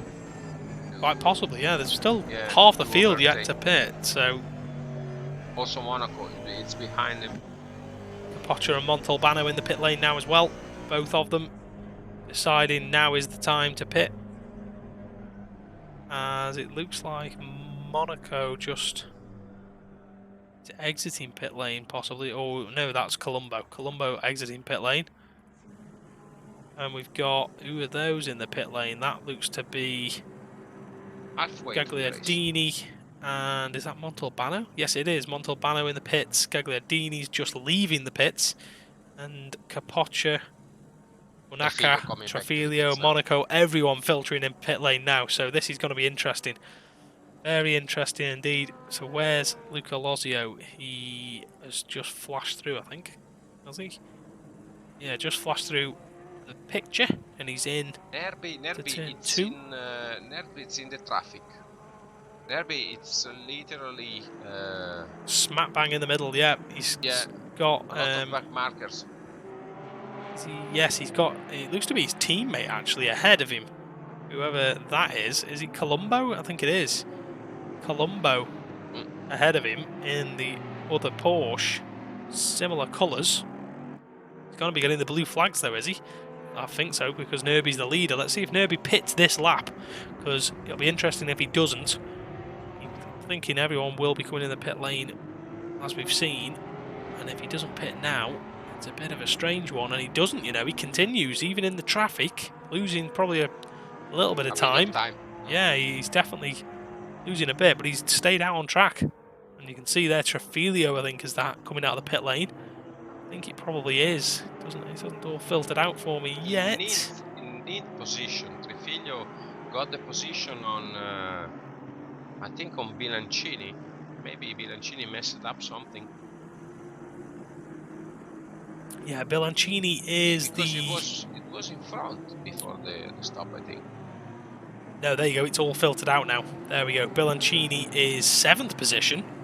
Ah, okay. The tower was he's actually the big gainer in that, because Carturan has come out in 11th place, if you look at that. So Carturan just going onto the straight.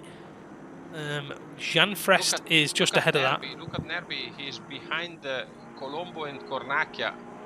Yeah, so these are they are both the Carman Esports team cars, and he's now hopefully been let past, I would think. Has he? Yes, he has. So there's 3 Porsches, all same livery, coming through the fast right-hander here, but 2 have pitted and 1 has not. Leader, actually no, he's still stuck behind one of them.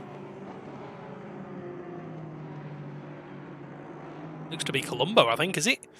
I would think it is. Colombo holding his teammate, who is the leader of the race at the moment. He's holding him up a bit.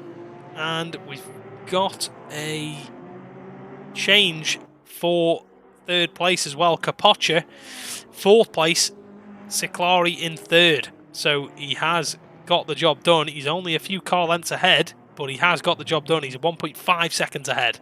So he has definitely passed him. He's done the undercut, but will he have the tyres to hang on until the end of the race? Let's see with that one. Coming to the pits right now. Yes, he is.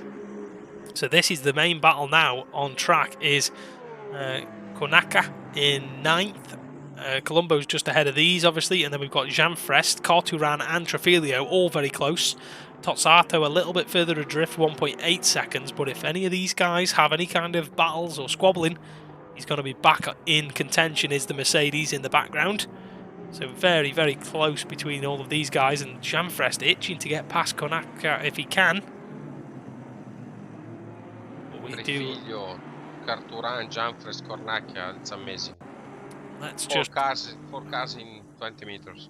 Have a quick look at this. So we've got Nerby still in pit lane. Lozio coming out of the final corner. So it's going to be interesting now to see where Ciclari and Capoccia come out in relation to Nerby. Is he moving yet? Yes, he is. Let's hope he doesn't get any kind of pit lane speeding penalties. He's trundling down pit lane now. He's got quite a way to go, you know, actually. Because the final, final corner here, Ciclari and Capoccia coming out now, coming down start finish. And he is now out of the pit lane, so let's just go on board quickly with Ciclari. He is. Yeah, so Nerby is in 2nd, I think. Lozio's already gone through. He just needs to update. But the main change at the front is definitely Ciclari ahead of Capoccia. But what is interesting is Ciclari's about, I'm going to call it as about 5 or 6 seconds behind Nerby. Now, that was about a 10-second gap, I think. No, so it's only 3.4. It's only 3.4 between Kevin Ciclari and Nerby in P2. So that gap has come down considerably, but the gap that has opened up is Lozio. He's a 16-second lead, so he's flying along with 47 minutes remaining. Let's jump back. Before the stop? 9 seconds, 6 seconds. I think that. I feel like it was about 7 or 8 seconds. Yeah, I don't think it was massive. So he has nearly doubled his lead in the pits. Potentially. I think he gained 7, 8 seconds more or less. Whilst we probably the traffic has hurt the Nerby pit stop. Yeah, definitely. We've got here Trafilio trying to get past Konaka, and we've had, oh, here he goes actually, he's trying it into the long right-hander, and is that going to leave the door open now for Tozzato as well? Tozzato is very close in the Mercedes. He's going to have a good run down the straight, but the Porsche is actually going to come back at Trafilio here. Very, very close down the straight here. You can just see the Aston Martin on the right-hand side of your screen. Can't quite see it actually now, because he's not as far ahead as I first thought, and we've got the Mercedes trying to go through the middle, is he? Why is it not updating the screen? There we go, he's on the inside. He's got past the Porsche of Cornacchia. He's managed to get the job done there, but he hasn't got past the Aston Martin of Trafilio quite yet. No, he does slot him behind, but whilst we were talking about the leaders as well, Jean-Frest did get past Carturan, managed to get up into 9th place now, 2.9 behind Colombo. So Bilancini being one of the guys who's managed to extend the gap to his rivals, because he was right in the middle of this battle pack and has managed to get himself up into 7th place, which is brilliant driving from him. Mercedes looking rather racy though. Not getting a good exit off the final corner though to challenge into turn 1, but he's looking better now. He's got some fresh rubber on the Mercedes. He looked to be struggling a bit at the end of his stint, so see how the tyre life fares in a moment at the end of the race. Bonaccia seems to be struggling now because he lost before the stop. He was in 8th position. Yeah, but it was actually he seventh lost, position at one point. Yeah, he lost a lot of places. Maybe he messed up during the top phase. He came back in the traffic. Trafilio getting all out of shape there, you know, in the tight right-hander. He ran out of road and was all over the sausage curbs and nearly lost the car right in front of Tuzzato, but managed to gather it all up.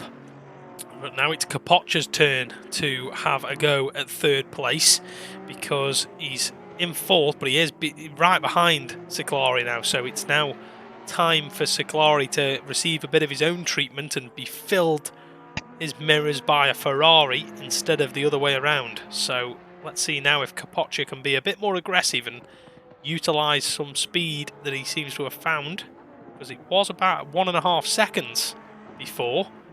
And Capoccia's tyres are obviously younger as well by about 4 or so laps, I would say. 4 laps, yes. Yeah, so he's definitely going to have the edge at the end of the stint, but if he can make hay now whilst he's still on fresher rubber right now, he could potentially get ahead and extend the gap, and Ciclari might have no answer to it.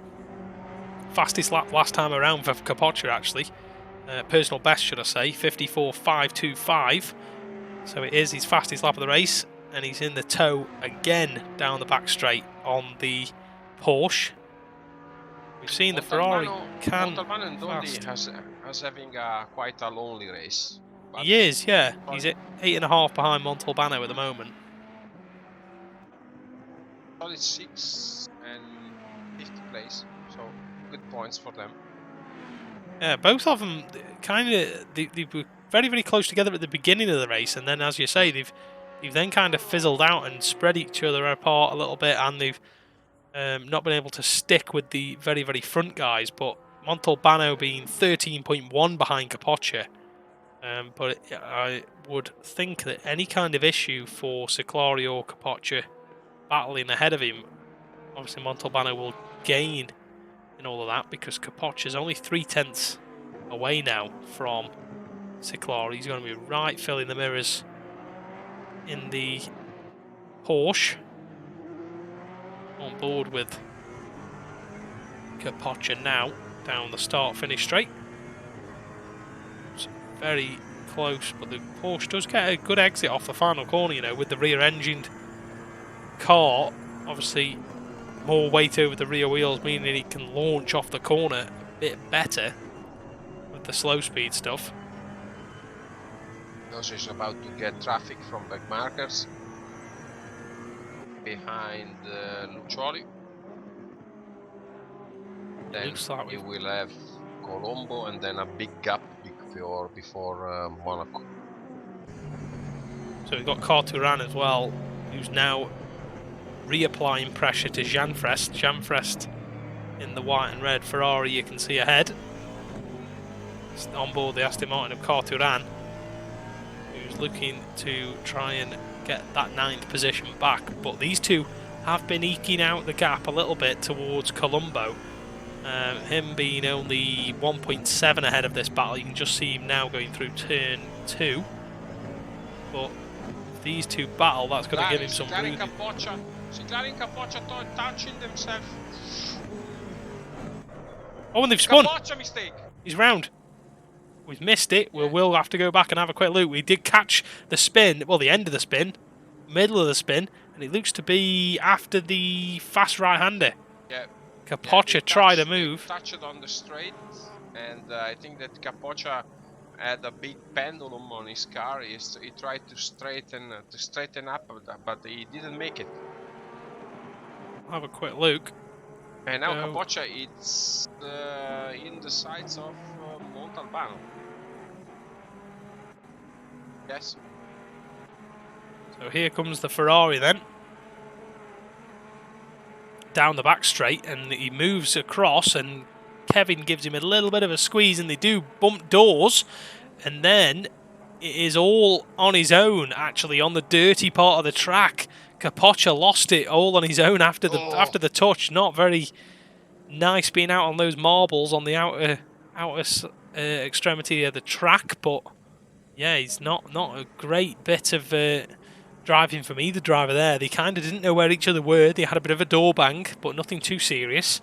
But at a very high-speed corner like that, if you go in too hot, then that's exactly what happens, and that's going to be Kapoccia's fresh tyres gone, because he's going to have flat-spotted them now and probably overheated them a little bit as well. Sending a big heat cycle through them's never good. So Capoccia now, as you said, under threat really from Montalbano. Well, it's still 4 seconds, but 40 minutes to go. It's going to be interesting to see if Capoccia has any kind of drop-off now with those tyres being a bit second-hand after that. I don't really get it why they touch it, because it's so wide. Backstretch. It is a very wide backstretch, you're right. And Carturan in all of this, we missed it because of quickly viewing the replay to get it. Carturan has got past Janfrest and pulled a bit of a gap, you know. He's 1.2 ahead of Janfrest, and Trafilio is here again. He's now got to try and break into the top 10 if he can. He is 7/10 behind Janfrest. That is that 10th position ahead of him. Quite relentless Trafilio is taking a great advantage from the speed of his Aston on the main straight. Yeah, it is very, very fast in a straight line. It's one part of the Aston I didn't think it'd be as strong as it is, to be honest, but it obviously seems to be its strongest part of the circuit is that back straight. Probably one of the fastest cars down there that we've seen today. It doesn't look too bad in the corners either. Janfrest getting a little bit out of shape just then. See him leave a couple of black lines on the circuit as he was lighting the rear tyres up. It looks like he's struggling a little bit now, Janfrest. I think he may have pitted early then. That's why he was so much further back. He was down in 15th, 16th place, and I think he pitted early. So, again, another driver that's going to probably struggle near the end of the stint unless he can, you know, nurse the tyres a bit and make sure they get to the end with some life in them. Or they're not going to be a complete sitting duck to anyone behind them. Trafilio is setting his sights on Janfrest. I think that he's preparing the attack for the next straight. If he is able to stay near the bumper of his the opponent on the Ferrari, but seems he is able to stay in touch. Let's see how he comes out from the last corner before the main straight, but it's gaining. I think the attack it's in the works. Yeah, we've been on board with him for this last lap, and then now we've gone back to the TV camera to see if we can see the move happen. But let's see now whether the Ferrari's got any kind of answer. He's gone to the right hand side already, so he's not getting slipstream from Carturan ahead of him. But he is looking like the Aston's closing in drastically, you know. Here. And they're going to be side by side again into the fast right-hander. Don't think Angelo's going to be able to get quite ahead, but he does go all the way around the outside, and he has got the job done. Janfrest being very gentlemanly like there and leaving the track wide open for Trafilio to sweep through around the outside. I think Janfrest thinking more about the points than the position in that case. But don't blame him for that one bit after seeing what happened with Capoccia and Ciclari a bit further ahead before in that very same corner. But Trafilio, yeah, back up into the top 10 after his earlier tribulation and his spin. Managing to get himself back into the top 10, which is a brilliant bit of driving. And actually, Janfrest pitting. Janfrest pits. No, he doesn't. Sorry. No, I thought he was diving in the pit lane. It really looked like he was diving in pit lane, and then all of a sudden he straightened the car. It's the night. Yeah, it's very, very... It looked like he was deciding to go in the pits for some reason, but that would have been very odd indeed. But Looking at Trafilio, without the crash he had with Bilancini in the first part of the race, he will be likely in 7th position or no, 6th not, because Todd is too far, but a 7th position for Trifiglia will be feasible and will be a hell of a result, because he started 17, 18 or something like this. So Yeah, he was a great lot race further by down. Trifiglia. Yeah, so he would have been up with Bilancini and probably ahead of him if you're going off the time lost, because it's a 1.2 second lead to Car2Ran, then 1.6 seconds from Car2Ran to Colombo, and then only 1.5 to Bilancini. So all of this basically waiting to kick off again, because everyone's quite similar distances to each other. And then we've now got Colombo, Valadi Colombo, with Walter Colombo. No, it isn't. No, sorry, it's Walter Rotundo in 14th. I've clicked the wrong driver. There we go. Colombo. He's been given a drive-through penalty. That's Vladdy Colombo. Vladdy. Yeah, in the Ferrari after his earlier collection in that incident in the exact part of the track we're in now. Just going on to the back straight, he was unfortunately collected by the Nissan of who was the Nissan? Was he Rosmarino. Rosmarino? Yeah, he's no longer racing with us at the moment. He had to retire, but that car is obviously wounded, and the Aston now trying to get up the inside of him as well. Trifiglia on fire. Is he I think flying? that in 5 or 6 laps, maybe he will be able to get to Colombo. Yeah, he's still closing the gap down. He's pulled a 2-second gap to Janfres now. So everyone kind of being in their own little gap at the moment. There isn't many battles necessarily wheel to wheel or anything, but as I said, it's that midfield battle. Car2Ran closing down Colombo now. So it's definitely this battle for 8th, 9th, 10th, possibly even 7th, as they're all going to sort of concertina up, hopefully. There's another 33 minutes to go, so a fair while to go yet, and Colombo now coming in for his drive-through penalty, as you can see here. On the pit speed limiter. I think it is likely some too much cuts. Yeah, I'm guessing it will be a track limits penalty, because you get 3 warnings, and then your 4th time will be a penalty. And over a 1 hour 45 minute race, it's obviously quite hard to not run wide whatsoever. If you get a few early on, then you're in trouble. So he's actually had to stay out of the way, you know, there for, I believe that was Montalbano coming through shot. He didn't rejoin in front of him, which was very nice of him indeed. But Capoccia now, he was only 4 seconds ahead of Montalbano, and he is now 7.6. So he's definitely still got life in those tyres, but he is still 8 seconds behind Ciclari after that spin. So he's not going to be able to close down Ciclari, I wouldn't think, without any issues for the guys ahead.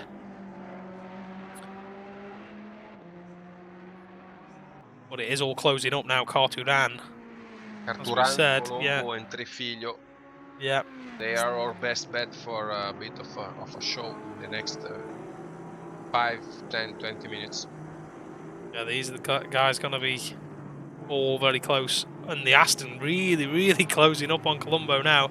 So this is going to allow Trafilio. Oh, and the Aston's actually gone down the inside into the tight right-hander and nearly contact. And that's going to allow Trafilio back into it. And Trafilio on the inside of the Porsche. Is he going to be able to get the move done? I don't think so. Not quite yet, but he might use the legs of the Aston down the straight. We'll see if he can. Obviously, Colombo there put off line because Car2Ran came right up the inside, and you're going to see now the legs of Trafilio's Aston Martin. He's in the tow. Is the Porsche going to go defensive? He does. He goes defensive. The side-by-side. No, it's too fast. It's too fast, the Aston. Look at this. Yeah, the Aston's got the tow off the fellow Aston ahead of him, and the Porsche is now ahead, yeah. So, very much so. Easy job done there. After Car2Ran prized the door open of the Porsche and managed to get his way through. Brilliant bit of driving though there from Trafilio as well, managing to take the opportunity with both hands. But Carturan now 2.5 seconds behind Bilancini, so again it's the 3 Aston Martin drivers all concertinaing together, but got a little bit of work to do now, these two, to try and catch Bilancini if they can. I think Bilancini did come in the pits a few laps early as well from the other guys, so we need to see if they can try and close that gap down. Colombo still in the hunt though. Emilio has an open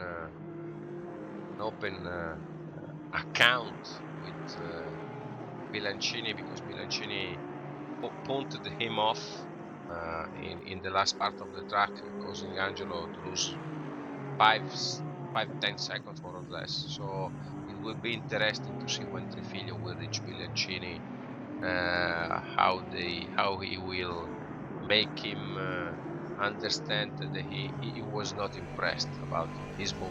I think that there will be the occasion for a protest in that case. Yeah, potentially, because I think Trafilio was on the outside, was he not, going into the penultimate corner, and actually got bumped over to the right hand side and obviously span off to the right. So like you said, he lost about 8 seconds, and he's now attacking Carturan. He's got the toe, he's got the slipstream on the other Aston Martin. Is the other Aston going to defend? No. Is Trafilio going to go for it? He is. Is he? Oh, and it's so close coming through the right-hander. And he's going to have the run on the exit of the corner as well. Is he going to try out the inside now? No, not quite. Again, he thinks better of it. He's got a good set of racecraft head on him, let's say. And he's just going to bide his time, because ahead is... Who's the Porsche ahead? Is that Bilancini? Yeah, there's a so not marker maybe. The back marker of some form, a yellow. It's Davide Losio. Yeah, Davide Losio. Unfortunately, going to get the blue flags shortly in the yellow Porsche, but he's still going around. So fair play to him. He's 19th position. Where do the points get paid down to actually in this championship? Is it 20th or? Basically until the last 26 driver with 1 point. Right, so you're still scoring points, yeah, so it may as well continue on. It's important to reach the checkered flag for everybody. It doesn't matter if you are 1, 2 or 3 laps down the order. Yeah, definitely. It's worth getting to the checker flag if you can. Jamfrest. Carturan is going wide. Bilancini has done a mistake because he has, yeah. Has a drive-through. He does. has done a mistake, and he has got just now a drive-through for track limits, clearly. That is disastrous for him, because he is now going to fall behind these and probably quite a few drivers actually with that drive-through. But the man on the move here is definitely Trafilio. He's got the double slipstream coming down the straight here, and he's jinked to the outside. And is Bilancini going to stay in the middle of the road? He is. Let's see what happens here, because there's these 3 Aston Martins going into 1, and I don't feel like it's going to end well if this continues. And Angelo trying around the outside, and they nearly touched. Brilliant bit of driving. He goes off the track, just rejoins. He has to slot back in behind Carturan once again. But this, from Carturan. Yeah, very, very good driving to give him enough space on the exit as well. Fair play to both drivers, definitely. But is Bilancini going to take this penalty sooner rather than later? Because it'd be interesting to see if he stays out or not and hampers these guys behind him and bunches them all back up again. Because Colombo and Janfrest are not too far afield either. You can see them in the back of the shot behind Angelo there. Let's see if he peels into the pit lane this time around. No, he doesn't. Stays out. So here we go then. Another. So it is a 5-car battle, but one of them is effectively out of the running with his drive-through penalty. He wants to have fun, really. How many laps the drivers have before the paying off the drive-through? 3 laps? It will be, yeah, served within 3 laps. So that will have been lap 1, because he got given the penalty about here last lap around. So that'll be lap 1, and then he'll have this lap and 1 more. And if he doesn't come in then, he will get black flagged. So, and he's off the track again. Bilancini. He's really struggling, you know, and he's wide now. And Carturan's going to have the run on him, is he? He's going to go through the flat-out kink, and he is still ahead. Trifigio is in for a double for a double overtake here. Here we go. He is. Can be a double overtake. He's gone to the inside already. He's gone to the inside. Bilancini. What's Bilancini got to do? He knows he's got to drive through. Does he race these guys? It's got to be 3 wide. There's nearly a touch. Trafilio through the middle. Is he going to have? Is he going to have the run? He is. He's done it. Has he? No, just about. What a move from Trafilio. And Bilancini now slots himself back in second in the row. But obviously he's got the drive-through penalty, which is so unfortunate for him because this would be a fantastic 3-way battle. I mean, he's entitled to battle, don't get me wrong, because he's not going to get blue flagged or anything for this position, but he does have to jump out of the way in 2 laps' time. So he's not going to be happy with himself after being up in 7th for much of the race. Trafilio managing to get up, and he actually moves out of the way, I think, or he's made a mistake as Bilancini. He's still fighting Carturan. Carturan having to go around the outside. Is Bilancini going to dive in the pits this time? No, he stays ahead. Bilancini is not wanting to take this penalty. I'm starting to think that he didn't. Maybe he didn't understand that he has to serve a drive-through. Maybe, yeah, he is battling hard, but I mean that's helped. That mistake and that little bit of a side-by-side moment has not only helped Angelo in 7th place, but it's also helped Colombo and Janfres close up a bit. So Colombo in the Porsche just in the back of shot, and the Ferrari as Janfres as well. Very, very naughty in a way from Bilancini, but he's entitled to battle. I think that Trifigio is very proud of himself right now. I'm sure he's definitely got a big grin on his face because he had a double slipstream and then chose to go through the middle, had a little bit of contact with Bilancini, which could have been absolutely disastrous, but yeah, it was a very good move from Angelo. I'm sure he'll be watching that one back. Yeah, I know for sure that in the following days he's watching the whole stream in Italian and the whole stream in English because he wants to check what we are telling about him in Italian and in English. Brilliant. We've actually got a little battle further back as well. Is Rotundo? Rotundo and Cornacchia. Yeah, I was just about to flick to that battle now. Yeah, Rotundo actually prized the door open and got through now, and he's up into 13th place. So a bit of a gap to Tozzato now, and Tozzato's in the Mercedes. He's kind of in no man's land. He hasn't been able to go along with Janfrest and Colombo to that battle we were watching earlier, but he has managed to hold on to 12th place at the moment. But as we've seen, penalties can affect the outcome of the race, and Bilancini unfortunately now has to drive through. He did know he got the penalty. He was just brought in the chat. It's asking why he got a drive-through. So he's obviously not happy about having the drive-through, but he is serving it anyway, which is the right thing to do. You can serve the penalty and argue later if you feel like it wasn't a just penalty, but definitely don't continue and not serve the drive-through penalty. We have seen that before in real-life motorsport, and it is not pretty sight when someone ignores a drive-through penalty for 10-15 laps, arguing that they don't deserve one. So yeah, it's right behind Cornacchia, sorry, he's in position. He's fed right out in front of Luca Lozio. Give a quick bit of airtime to him with a 20-second lead. He's absolutely driven fantastically tonight so far. Let's hopefully not give him the commentator's curse. But with 21 minutes to go, he is looking set for a decent result.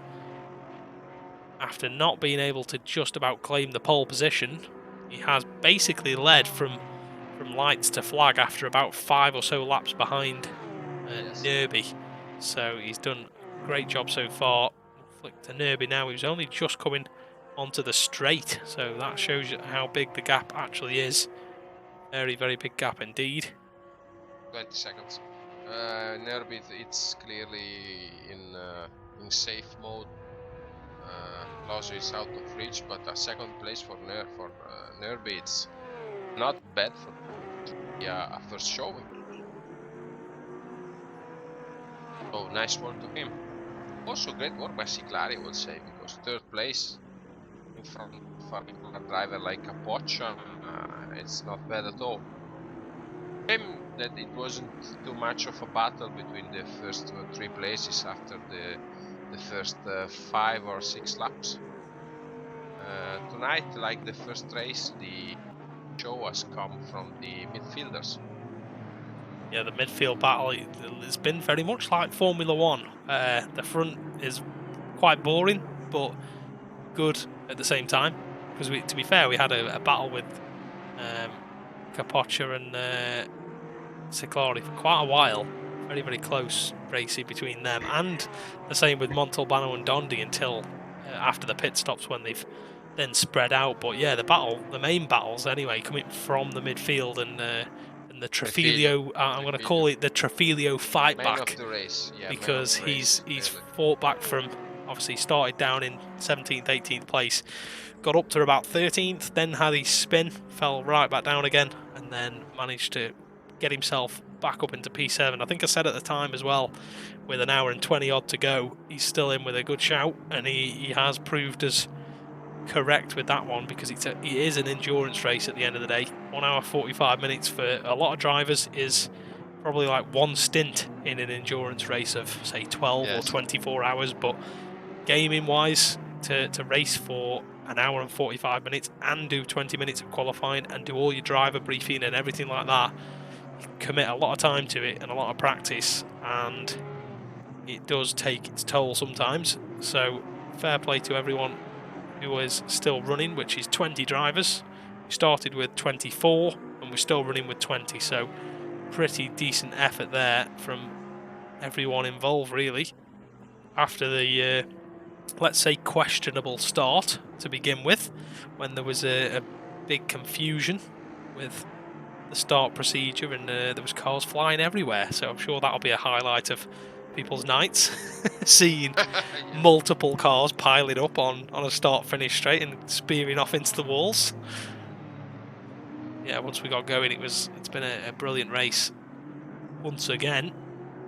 Well, are we confirmed which track we are going to next? Because obviously it's Kyalami or Suzuka. I don't know which one it is for round 4.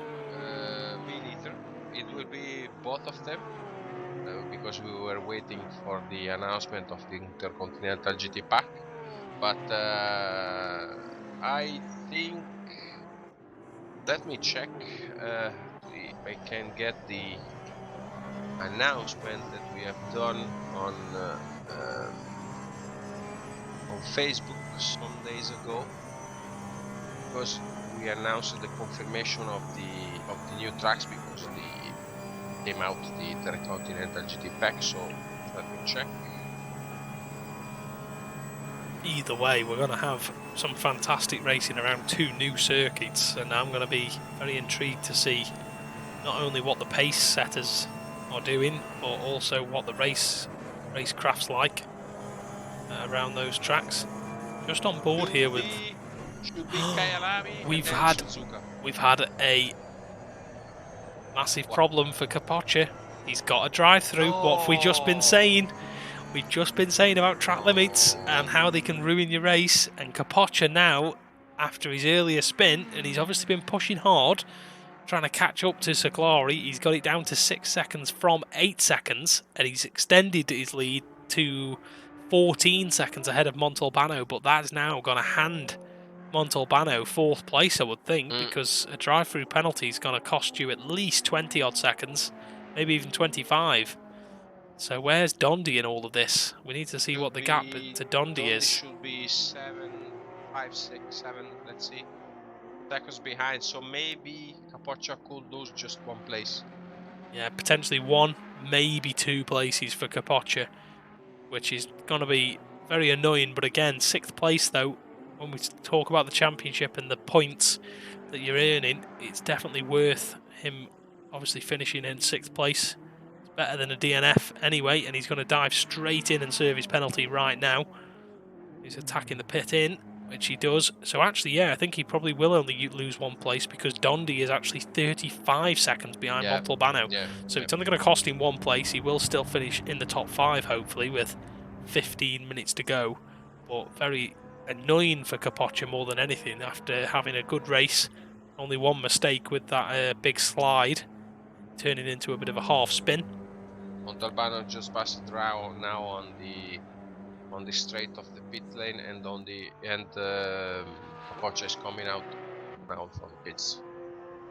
Indeed he is. So Montalbano, that'll be news to his ears.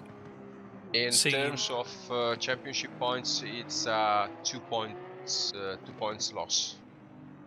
Only 2 points, yeah. So not a massive amount at all. But in a tight championship, though, 2 points is 2 points. It's well worth having them extra 2 points if you can get them. But another driver now with another penalty. If the second driver in the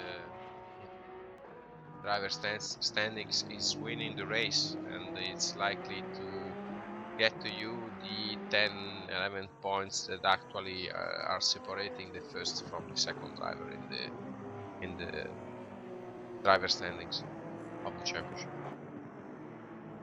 Yeah, being Luca Lozio being in the lead, obviously got to take home full points if it finishes that way. And we've got another driver coming in the pits now, which is Konaka. He's also got a drive-through penalty from 14th place. So Bilancini rejoined in 13th place. So he's not going to be happy filtering down all the way. Although he did lose 7th position, he was in 8th ahead of Carturan. But then that drive-through penalty cost him a whole heap of places, down into 13th. He's got Rotundo just ahead of him, so he's going to try in the last 13 minutes to potentially make a move there. He's only a second back from Rotundo, so definitely pick up 12th place if he can, but Tozzato in the Mercedes is actually 14 seconds ahead, so going to be a tall order with only 13 minutes to go. Quite a shame for Bilancini, because he has done a nice race, except for the contact with Trifilio, but getting a drive-through at this point where you are at the front of the mid-pack and immediately you are getting 13th position, not nice. But you know, with only three cuts and after 4th you are in the tatters of a drive-through. You know how it's feeling. In the past, when I raced in some championship on Assetto Corsa with the old pit lane penalty, I knew how is the feeling, honestly. Yeah, it's one of those which it's a bit of a nightmare when you get the penalty, but at the same time you know that it's the same for everyone. The track limits, and I do kind of like that about this game, is that you have warnings and then a penalty on the 4th one, being three warnings. So first one's a bit of a slap on the wrist, second one's a double hard slap on the wrist, and then you slap on both wrists for the final one, and then eventually, nope, you get in a penalty. And one of the penalty places where you can pick them up actually is on the exit of turn 1 and 2 around here. That is one place I've struggled before, and also where you can see now Bilancini, I'm on board with him currently, through this tight right-hander here, trying to not run wide. There's another place where you can get penalties onto the back straight, so yeah, something to bear in mind. No one got any penalties at the moment. Hopefully we shouldn't have any more. Oh, Gianfredo Colombo, watch it. They are the pair actually closest, along with Bilancini and Rotundo, I would say. Yeah, and Gianfredo trying around the outside now, actually. He's going to run out of road, though, there on Colombo. He's trying to get the Ferrari up ahead of the Porsche if he can. As you say, it's the closest battle on track at the moment, other than Bilancini Rotundo, which is what we were watching before, but I don't think Bilancini's quite close enough for a move as Gianfredo is. So we'll stick with this one for the time being. With 10 minutes to go. 24-second lead for Luca Lozio at the front. So plain sailing at the moment for him and everyone No tire else. drag for him, so seems that he got the lesson. Definitely, yeah. Again, with the temperatures though, I reckon that's probably helped him somewhat. But yeah, he's definitely managed his tyres a lot better, because we definitely haven't seen anyone like as near as catch him due to tyre drop off. So good job from Lozio.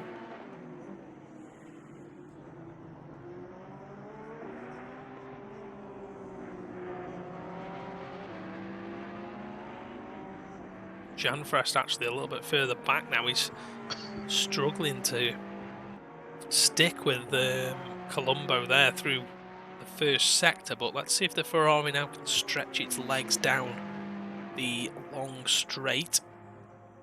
I think that maybe before the end of the race we could be in for another Trifilio big showing, because it's just 3.4 seconds shy of Dondi, and I think that he will be able to catch it for an amazing 6th place. If he could, it would be a brilliant 6th place, but we will keep an eye on that gap definitely, because if it's only 3.4, it's well doable. There's still going to be, I would say, in the region of 4 to 5 laps to remaining. If Dondi's struggling with any kind of tyres, well, to be fair, he's had quite a lonely race, so could have potentially been looking after some of his tyres a bit. But yeah, he's gonna come under threat from Trafilio if he's able to. Well, actually, yeah, 2.6. Trafilio is catching. We've just seen that flash up on our screens. He's flying along at the moment. We will jump up to him now and just see what his last lap time was. It was a 1:55.287, and his best lap is a 1:55.236. So he's only half a tenth off his personal best. So he's flying along. Is Trafilio. We'll see what Dondi's last lap was, and it was actually a 56.4. A 1:56.4 for Dondi, so dropped about 2 seconds. Is he now going to... Maybe he's fallen asleep at the wheel, and all of a sudden he's going to see an Aston Martin behind him. The darkness, obviously he's been driving around on his own. The darkness has come. He's fell asleep at the wheel maybe. And then he's going to see the blazing lights of the Aston Martin behind him. And maybe now he'll wake up and be like, better get on with it and secure this 6th place if he can. Because otherwise, Trafilio's not going to need a second invitation, really. I wouldn't think. He'll be straight up the inside and past. So let's keep an eye with that one. Meanwhile, we've got Bilancini. Looks like he's now got past Monaco. Has he? Yes. Yes. We lost it. It was 14. Bilancini. Oh, sorry, no. He was attacking Rotundo. Yeah, he's not. He was still 13th, yeah. So he hasn't actually made the move yet on Rotundo, but he is close enough. Here, the Aston Martin, obviously we've seen, he's quite fast down the straights. He's right behind the Porsche. He's got a tremendous toe here, and he jinks one way, then jinks the other. He's now got the inside coming down into turn at the end of the straight, and he's got the job done already. Doesn't need... Oh, and the Porsche is all over the curve actually there of Rotundo. Now going to have Monaco for company. Trifilio 1.8. There we go, Monaco passed as well. Rotundo with a bit of a wiggle on through the fast right-hander after getting passed by Bilancini, and Monaco seizes his opportunity and goes through on the double right-hander. Manages to get the job done. Looks like Rotundo is actually struggling there with tyres. Quickly go back now to the other man in question, being Trafilio. No, drive through for Trifilio. Oh, he has. He's got a drive-through. We've just gone to him. No. Matteo is not happy. He's not happy. Trafilio's going to be fuming with himself. We've just said about penalties. Once again, penalties being that pain for every driver. No. It was an amazing recovery. Very unfortunate there, but where's he going to feed out then now? Is he going to be... He's going to be... Oh, I bet he's going to be with Bilancini, you know, Bilancini and Monaco down in 12th and 13th, and Rotundo's there as well, so Oh, that's not very good for Trafilio at all. Is he going to take it straight away, though? That's the question. That's such a shame as well, because he's only 1.7 behind Dondi. Could have been a 6th place finish here for Trafilio, but I think he got what a shame. glutton from getting to Dondi, and he saw it in front of him and he pushed it a bit too much, because he was seeing an amazing 6th place from I think 12th position recovered in the end. And he hasn't actually dived in yet either. He's stayed out with 4 minutes left. 5 minutes left, should I say. What a shame. I think he wants to pass him. Do you think? For his personal satisfaction, yes. I think he'll want to pass him and then come in, because of would have been saying, yes, I would have got him had it not been for that pesky drive-through. Potentially. That's maybe what he wants to do, like you say. But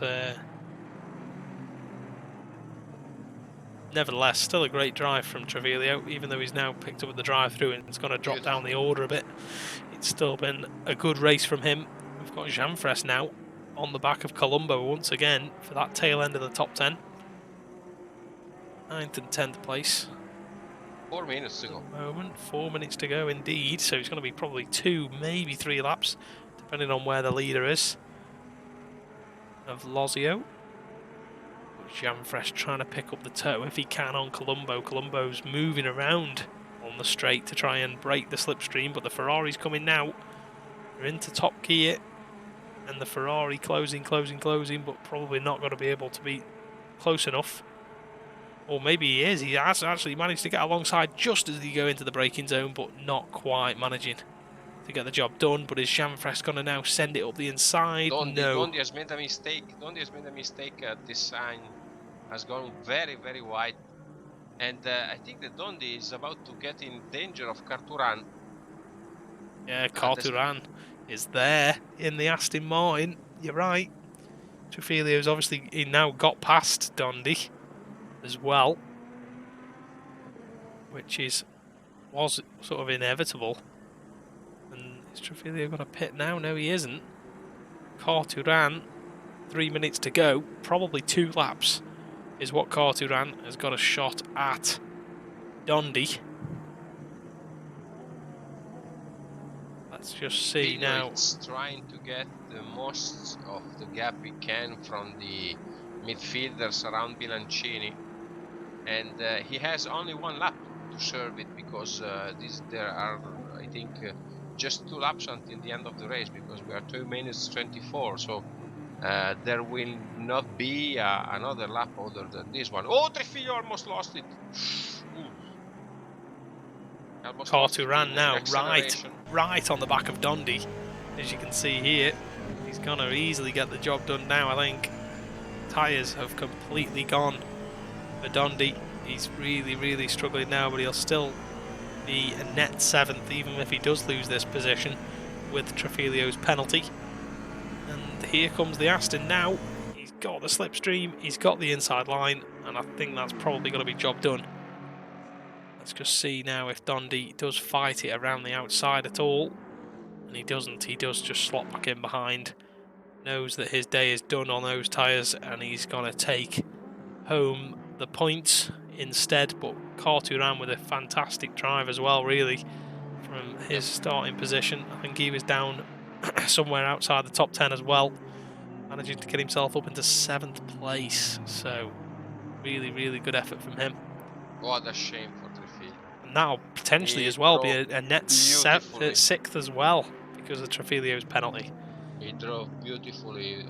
It's a completely undeserved, this drive-through. What a shame. Colombo under threat, as we said, from Jean-Fres. Yeah, he's in the pit lane now. And here we go, Jean-Fres versus Colombo. We lost to Colombo, to Jean-Fres. Maybe he could get in front of Tozzato. Tozzato's got a drive through.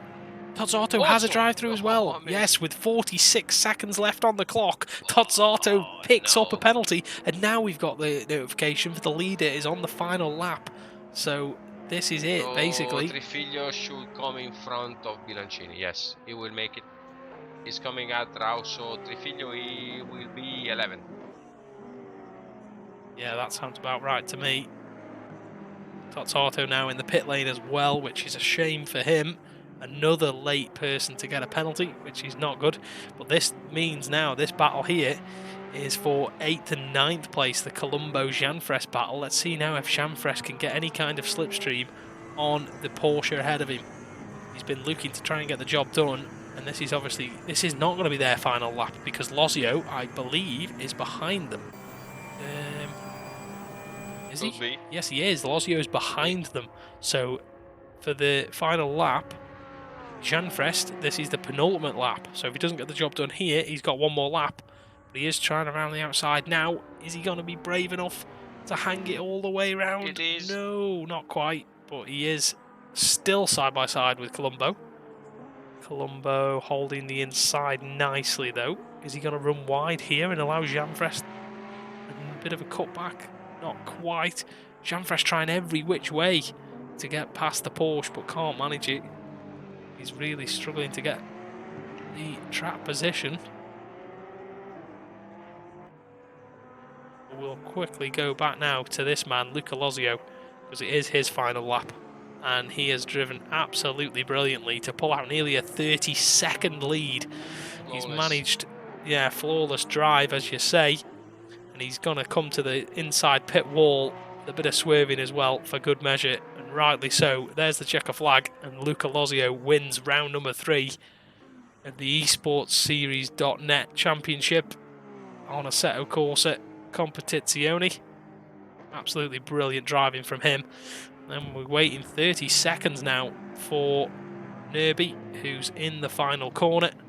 Trifiglio is the first of the lapped drivers, so Blink at the lights from it's over Nerby. for him.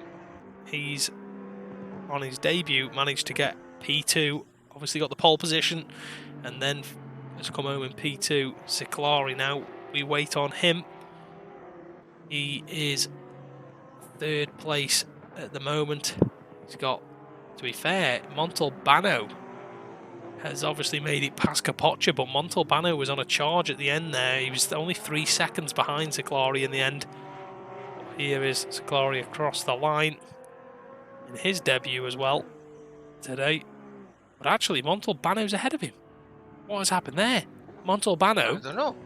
Montalbano's actually got 3rd place at the end. I feel like Ciclari might have made a mistake. That's why the gap was updated wrong.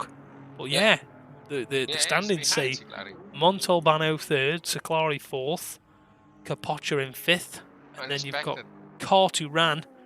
This is your Aston Martin driver in 6th, I believe, and Janfres has now got past Colombo in all of that. So Janfres going to come home 7th. There's Carturan gone. There he is. He's crossed the line now. Probably 6th.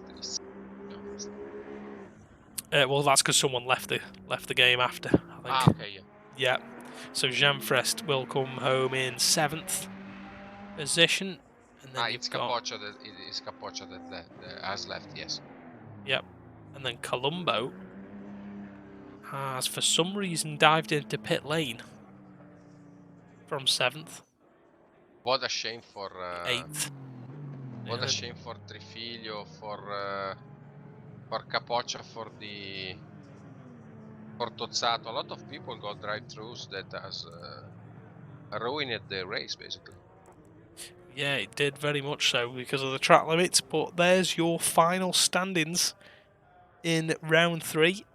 Luca Lozio obviously being the winner. Nerby P2, Montalbano P3 in the end. As we said, 1.2 ahead of Ciclari, so I'm not sure what happened there right at the end. Capoccia in P5, Carturan P6, Janfres P7, Colombo P8, Dondi P9 in the end up. Not sure what happened there to make Dondi P9, but he is. That's where he's classified as. Not sure why that is. Trafilio managing to still get the top 10 ahead of Bilancini by only Actually 14 seconds, yep. So Bilancini got past Monaco as well. Take 11th place, Monaco being P12, obviously. Rotundo 13th, Tozzato in the Mercedes 14th. How do you say his name again? Lucoli? Lucoli is 15th. Cornacchia, then is 16th. Vladi Colombo, Gagliardini, Losio, Moretti. During the race we lost some drivers that has been dropped out. It was Amato. You remember we lost a driver, but we weren't being able to that would have been understand who it was. Then Porta, and then Puzzarini after the mishap that didn't allow him to take the grid, and Rosmarino after the big crash at the start. That is your finishing order for round 3 then. So, very nice race once again from the guys. We're not entirely sure what the next race will be, other than it should be Kyalami. It should be Kyalami for round number 4. So that'll be very interesting to see how the drivers get on down there in South Africa on a really new track to GT3 racing. But yeah, have you got any rounding up thoughts on the race?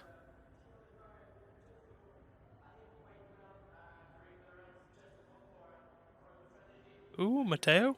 What? I said, Sorry? have you got any rounded up thoughts on the race at all? Well, it has been an interesting race as always. I think the most important thing that we learned from the race has been that Losio has finally started to preserve his tires. I don't know. We don't know if it's setup wise or he has changed his driving style with the car, because he inflicted a devastating gap on his on the second placed driver, because 30 seconds it's something. Amazing drive for Tifili, in my opinion. If he has started a bit forward in the order of the grid, would have been an amazing race. Maybe it could have the base for potentially a podium. Absolutely brilliant, in my opinion. And there you go. I think that for the championship, everything it's still at stake, because Capoccia lose some points, but should be on the top along with Losio, and also we got Montalbano with good points, and so everything is open. We are still 2 races to go of the championship, but everything is on the table. Definitely, yeah. I'm thinking the same myself, with still 2 rounds to go. Anything can happen, and as we've seen tonight, drive-through penalties playing a part. Next week it could be incidents similar to what we saw at Silverstone and Barcelona. There can be many things go wrong in championships for many drivers, but at the moment it's looking nice for a couple in particular. But yeah, on to Kyalami, I suppose. Yeah, absolutely. Also, it would be interesting to see how it pans out for the teams, because Carturan and Janfrest are as well placed today, while Tozzato, the teammate of Losio in the Journalism Sport Academy, has come quite a bit distant. Also Monaco and Capoccia has dropped down a bit, and Monaco of the GTR Carman, I don't think they will be gain too much points for the team. So teams for now that everything is open also for the team championship. Indeed it is. So we will be back in 2 weeks' time then for round 4. And as we said earlier, it'll be at Kyalami circuit in South Africa. So we hope you've all enjoyed the stream tonight. Sorry about the small hiccups we had early on in the race, but we managed to get it all sorted for you. But if you are wanting to tune in next time in 2 weeks. It'll be same time, same place on the esportsseries.net YouTube channel. I've been Aidan. You've been Matteo. Thanks, man. And we'll see you, like I say, next time out. Kyle Army round number 4. See you later.